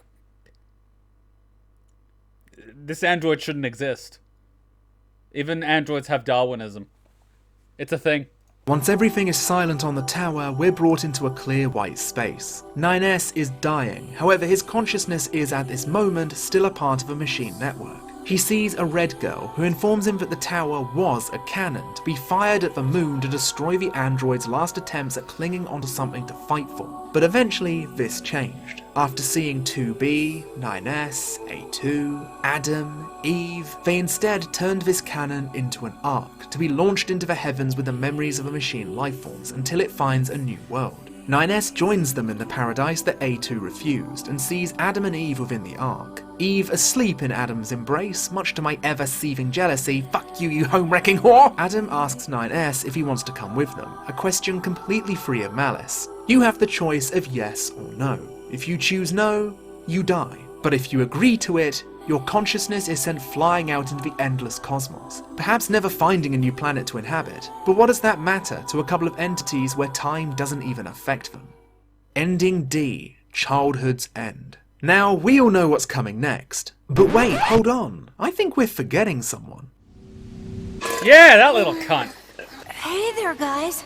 What's up? You think I'm finishing this video without talking about my son? Who do you think I am? Yes, that's right, Emil has some side quests in Automata, and my goodness do they ever build up to a satisfying climax. As those of you who've played the game know, Emil will scoot around being quite the cheeky boy, and you can interact with him and even find out where he's living, stealing some of his stuff in the process.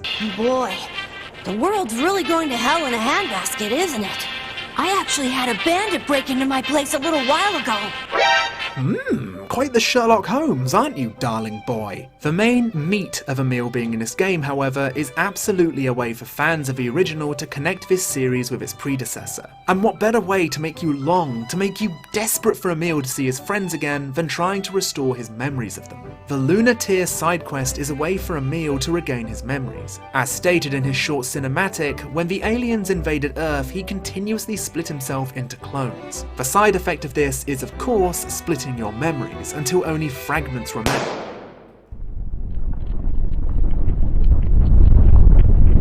Okay, wait, sorry. Okay, look, I'm not seeing things, am I? Like, that's a cock. Yeah? That is legitimately an alien penis tucked in a foreskin, right? What are you going for? Are the aliens literal seed dispensers sent to impregnate planets of their offspring? Or are you just being a big cheeky cunt? So, using the lunar tears or simply... Octopuses have 8 legs, right? Wrong. They have 7 legs. One of those tentacles is a penis. Yes. Every time you eat an octopus, you're eating a tentacle penis. Think about that for a minute. Being in their presence, Emil will eventually start remembering things. Memories will start to restore themselves until he finds something monumentally important to him, and to many of us.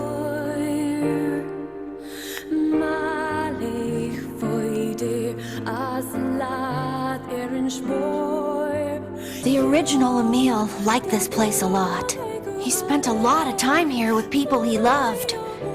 They were tough times, sad times, but the memories of that journey were his greatest treasure. This isn't the end, though. Once you've gone through the painstaking task of upgrading every single weapon in the game to their maximum potential, and somehow try to lure Emil into the fucking resistance camp section so you can buy rare materials, he will suddenly rush off to the desert alone. When we find him, he's broken. Here, he gives us a warning. Watch out. They're still alive. What? Oh, level 99, you Some of cheeky his bastard. ancient clones are still alive. Fragments of the Emil we knew are now hell-bent on completely destroying the world. A world that never cared for them.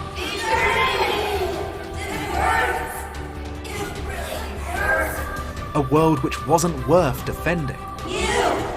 All of you! This pain! This sadness! This desperation!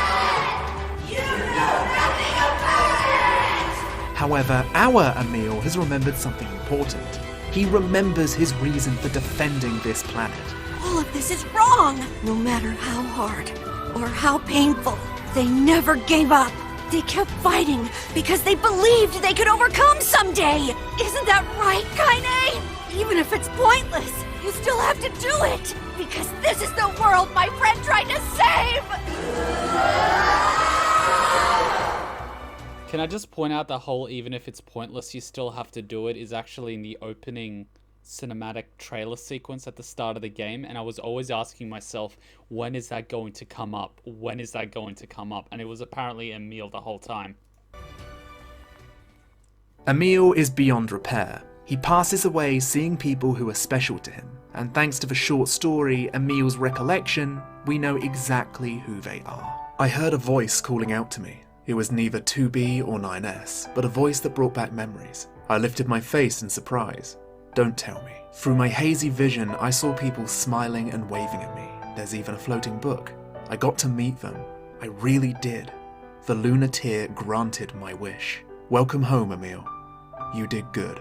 I got up immediately and ran towards the ones I so longed to meet, calling out that name so dear to me, over and over again. Oh, hey. There you are. I'm so glad. I got to see you all again.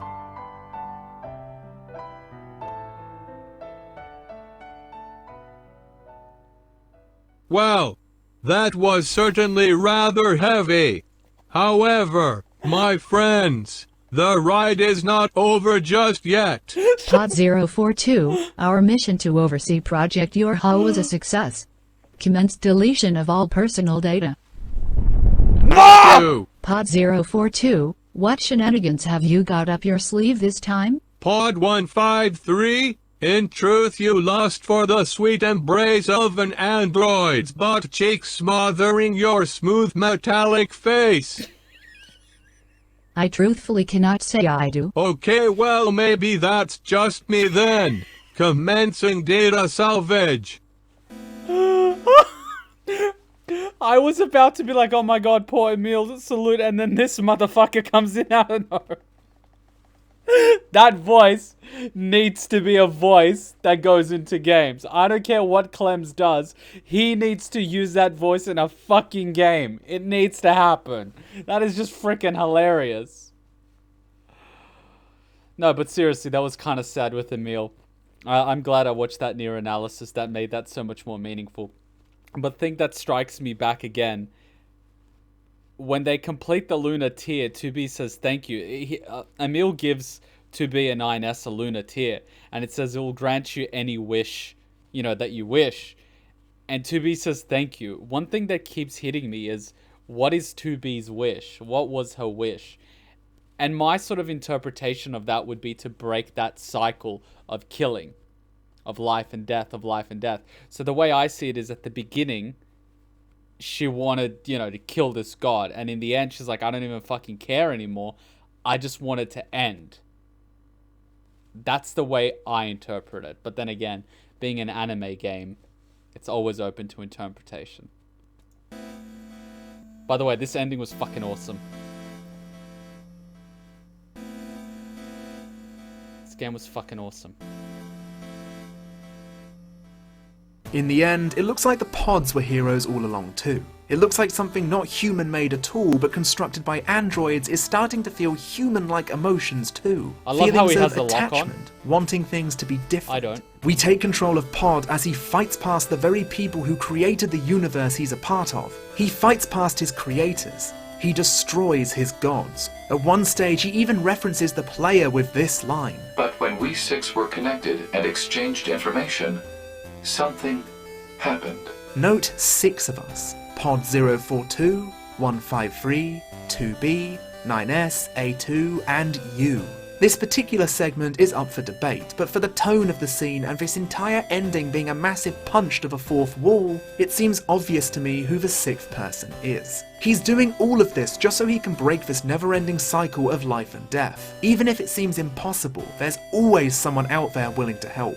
This ending brought me to tears. As a fan of this franchise, hearing all of the crew behind this game sing in unison as we try our best to get past them is so unique, it's so different. And this is why this man will always be my favourite director. In an industry that's stagnating under the weight of deadlines and corporations, we see a man who, despite everything, wants to make a game that makes people feel something. Even if it's anger, disgust, or bittersweet joy.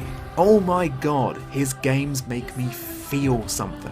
Pod succeeds. He even admits to feeling embarrassed as his supposed suicidal effort didn't actually kill him, as Pod 153 airlifts him to safety. Pod has managed to succeed in a data salvage attempt. All memories of the androids we knew have been safely recovered. Both pods talk with each other about whether or not this endless cycle has indeed come to an end. And as we pan over the bodies of 2B and 9S and even A2, it's left up to us to decide. Even Yoko Taro has told us that A2's fate is ultimately unknown. It's up to us, the audience, to decide if she lived or died. The line that Pod says here is something which links me to a point I made in part 3, relating to the machines being named after philosophers. After reading a post by Reddit user Corin Vid, it made me pause and think. Almost every machine we've faced so far have been named after these philosophers. I want to read that post actually, because so far, even Yoko Taro has told us that A2's fate is ultimately unknown. It's up to us, the audience, to decide if she lived or died. The line that Pod says here is something which links me to a point I made in part 3, relating to the machines being named after philosophers. After reading a post by Reddit user Corin Vid, it says, I don't think it dislikes philosophers, but it certainly dislikes clutching to their philosophies. The game makes a point of showing how the machines that try and abide by the past philosophies and ideas of past humanity end up dead or otherwise. Nihilism especially doesn't get a good reputation in this game. Just look at how childishly even 9S are portrayed when they adopt it. And you literally kill the philosophers behind these ideas through the boss fights, which you are all named after various philosophers. Pod 042 says it is best at the end of the game. Pod 042 says it best at the end of the game. A future is not given to you. It is something you must take for yourself.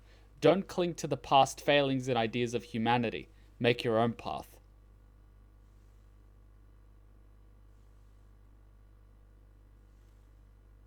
Holy shit. Made me pause and think. Almost every machine we've faced so far have been named after these philosophers, and these machines have all ended up dead, following the rules that a past humanity set for them. Pod and the game's message could be seen as this: don't cling to the past failings and ideas of humanity.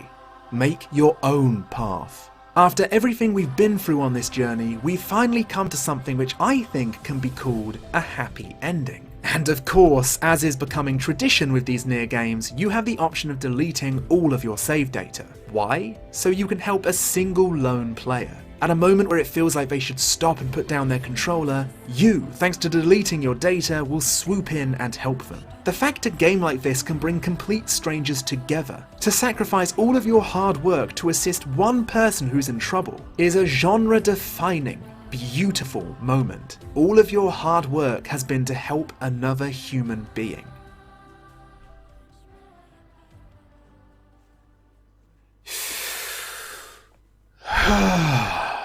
In the wise words of Frodo Baggins, it's done. It's over.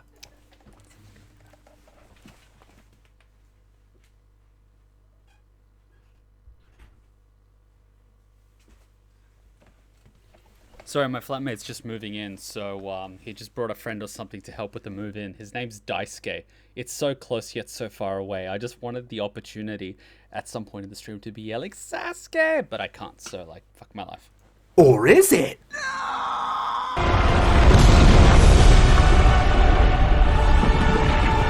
Because we can't have good things, there's actually an epilogue of Ending E, where we're told exactly what happens to 2B and 9S. Okay, listen, I have issues, big issues with this, but I won't rant for too long about why I think telling us the fate of these characters is a bad thing, after that insanely powerful ending was dropped on our heads. I would rather be left thinking for the rest of my life about the fate of these androids rather than have someone slip me a note under my door which reads, JK, they're actually pretty good to be honest. Why not just include this in the game itself? I know you love your side content. I love your side content, but I think the collective groan that was heard after people exhaled a satisfied breath only to find out you should have held your breath longer is evidence enough. Then there's the fact a large chunk of people deleted their save data in order to have absolute finality to the game. I feel doing this not only completely destroys the idea of leaving the player to think about their actions, but also removes the feeling of finality to the series. I really don't like the decision to do this, but who am I to say what's right and wrong within this? In fact, I remember when the script for this leaked online and the cheeky bastard decided to leave out the happy ending just to fuck with me, leading me to embarrass myself on my first appearance on the Super Best Friend cast. Mr. Clemps, if you make any mistakes on this here podcast, you can just go down to watch Mr. Clemps on YouTube and he'll have a video up eventually where he corrects all his mistakes. I really feel like you've got it in for me. I love you though. Don't ever leave me. Yes, in the live concert, the Ending E epilogue does end both ways. Sadly and happily. I'll give you all the briefest of summaries, and if you want to read everything I've been talking about, I've left links in the description. Okay. 2B awakens of all of her memories, but finds that 9S won't wake up. After digging through the remnants of the tower to try and find something to reboot his system, the pods find an orange crystal that used to be a part of a machine's communication protocol. Using this as a makeshift key, they try to reboot his memory storage. In the bad ending, it fails. 9S left a message for 2B, telling her that her entire existence gave him a reason to live, as everything that was part of who he was disintegrates into nothingness. 2B breaks down into silent tears and remains in that exact spot for all of eternity until she too returns to nothingness. Heartbreak effectively killed her. In the good ending, however, despite everything seeming completely impossible due to 9S's personal data being terminated, something in his black box wakes him up. 2B and 9S reunite, and the pods end this on a confusing note. They cannot explain how he woke up. It could have been alien or another entity at play, but regardless, even if this cycle of life and death continues, they will all continue to defy it, singing words of prayer.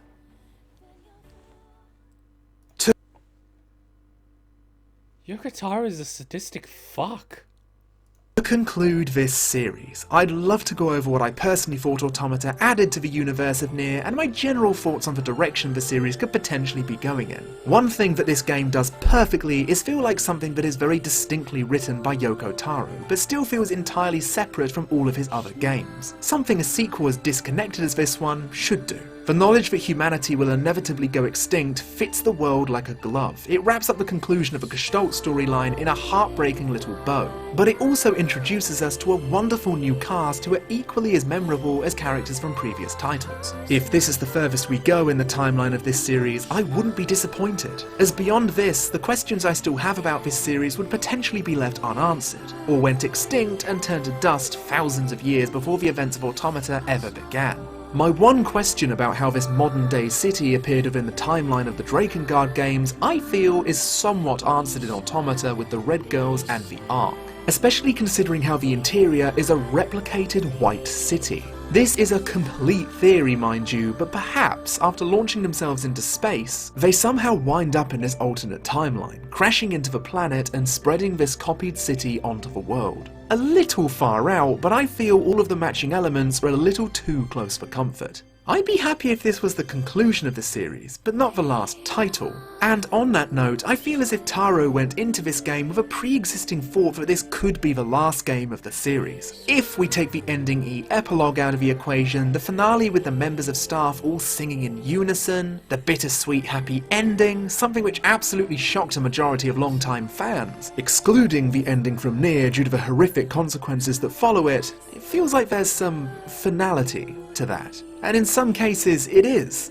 For Automata, specifically. Yoko Taro has been very public with the fact that he does not want to revisit the Automata storyline, and I cannot begin to agree with him more. You see a lot of people begging him for an Automata 2, and after experiencing Ending E, and even after reading the epilogue, I have to ask you why it would ever be necessary. There's still a ton of side content I've left out specifically so you can all have more Automata content to enjoy in your own time. Short stories which explain that A2 has in fact slaughtered 2B and 9S countless times before our encounter with her, or even the incredibly interesting theory that states that the Red Girls had been possessing Pod 153 throughout the entirety of the events which surround 9S, including side content that predates Automata. There's a lot of genuinely interesting stuff to dig into. When I heard that Square Enix were planning on turning this into a franchise, I won't deny the large pit that formed in my stomach. I had a horrible vision of men in suits rubbing their hands together, throwing Yoko Taro to the sidelines like they did with Drakengard 2, and turning the series into a mockery of what it once was. But after hearing that a new game could potentially be on the horizon with Taro at the helm, even hearing a whisper that this is one of the first games he's truly excited to make, maybe there's some hope. All we can do is speculate, but I know I'm not alone in hoping the best for this series. A series that can bring you up and down, nauseated and amused at the same time. Something which has, and will always and forever, inspire me. I have to completely agree with Clemps on that one. The ending for Route E, and even the ending for this video, it's a nice bow to it. It was a nice open interpretation, and as much as I like being able to hear the confirmation of, oh, they lived happily ever after, a little bit like an anime ending, you need to pretty much decide on your own where it would most likely go. And that's what gives you the closure. You're being given the option. Well, if you want it to go well, it goes like this. If you want it to go badly, it goes like this. It takes that impact away. So it was a little bit of a... I completely agree with Clemps on that one. I prefer to think of it on the nice ending rather than the sad ending. But at the same time, I sort of wish they left it a little bit ambiguous because I spent the last week thinking about what the possible ending is. And I chose to interpret it as a good ending. But you know. Now you should see Final Fantasy 14, Yoha Dark Apocalypse. We're sort of approaching that 4-hour mark now, and I was thinking this will be a nice spot to sort of wrap it off with a bow. I originally thought we might be able to watch all of the Nier Automata content in one go, but it seems that there are more videos than we can wrap up in the single video. So instead of making it drag on too long, I think we'll wrap it up here, and then we'll have another Nier Automata stream for more content, because we still have things like you mentioned, the Final Fantasy 14 Dark Yoha Apocalypse, which I'm interested to see. There's a little bit of news going around Nier being registered as a trademark, which I would like to discuss and also watch videos. There's also the everything wrong with Nier Automata, and there's a few more analysis. So I think this is a nice way to wrap it up. But also, given that it's all the Clemps videos in one video, chances are this wouldn't get taken off YouTube due to copyright, because I personally speak to Clemps time to time, so this wouldn't get hit with copyright. Whereas if we touch other videos with other music, chances are it will, and then the whole stream gets taken down and people have to wait to enjoy it. So I think it's a good stopping point here, and we're going to make another Nier Automata reaction stream with all the other videos. So if you haven't, get your butts in the Discord. The link is in the description. We do have a Nier Automata thread where you can go into and just please dump those videos. I know we have already a few of them, but I wouldn't want to miss out on any of them, just so we can have a open sort of discussion about it and enjoy it. Amazing. Thanks for being awesome, guys. 70 people hopped on and watched together. I kind of wish a few more. There was also 5 people on Twitch, so I counted as 75. Don't think you went unnoticed. I definitely noticed the chat. Awesome. We didn't have this many when we started playing Nier Automata. It wasn't a game that I thought that I would ever play, but I'm very glad that I did. It's definitely broadening my spectrum of games. It's definitely opened me up to this particular genre. I never would have considered to play any sort of JRPG just because of the negative stigma surrounding it from a very Western point of view, but I've definitely taken a liking to the genre and the storytelling. Yes, there is a little bit of fan service. Yes, there is a little bit of looting. And yes, there is occasionally the looking over my shoulder when I'm editing an LP that Hutchin's not there, so she's not asking why am I looking at girls in latex, because I'd rather not explain that. But it's definitely a genre that's warmed up to me. I definitely feel like playing games like Fire Emblem now and things like that. So Clemps did an excellent job. If you haven't, go and send him some love. I'm going to go leave a few comments now and tweet him. Thanks for coming. Thanks for being awesome. Tomorrow's Resident Evil 2 remake. I hope to see you there, and I hope to see you guys in the Discord, because that's when we hang out when we're not streaming. So I'm going to head over to the Discord a little bit, chat with a few of you in the voice chat. So if you want to join me, go for it. If not, I will see you guys tomorrow. Thanks for being awesome. Thanks to all the sponsors that bought us the PlayStation 4 and the patrons for buying us the PlayStation 4, for buying us Nier Automata, for buying us the Elgato capture card and enabling us to play this awesome game. I'm really grateful. You guys are absolutely the best. I never thought we'd get that many people financially supporting us to be able to do stuff like this, but I really do appreciate it. So thank you very much, and I hope this is what you were... Well, I actually hope it's better than what you were expecting, but thank you. I really do appreciate it. So I'll see you guys tomorrow. Till then, NicoB out. Bye.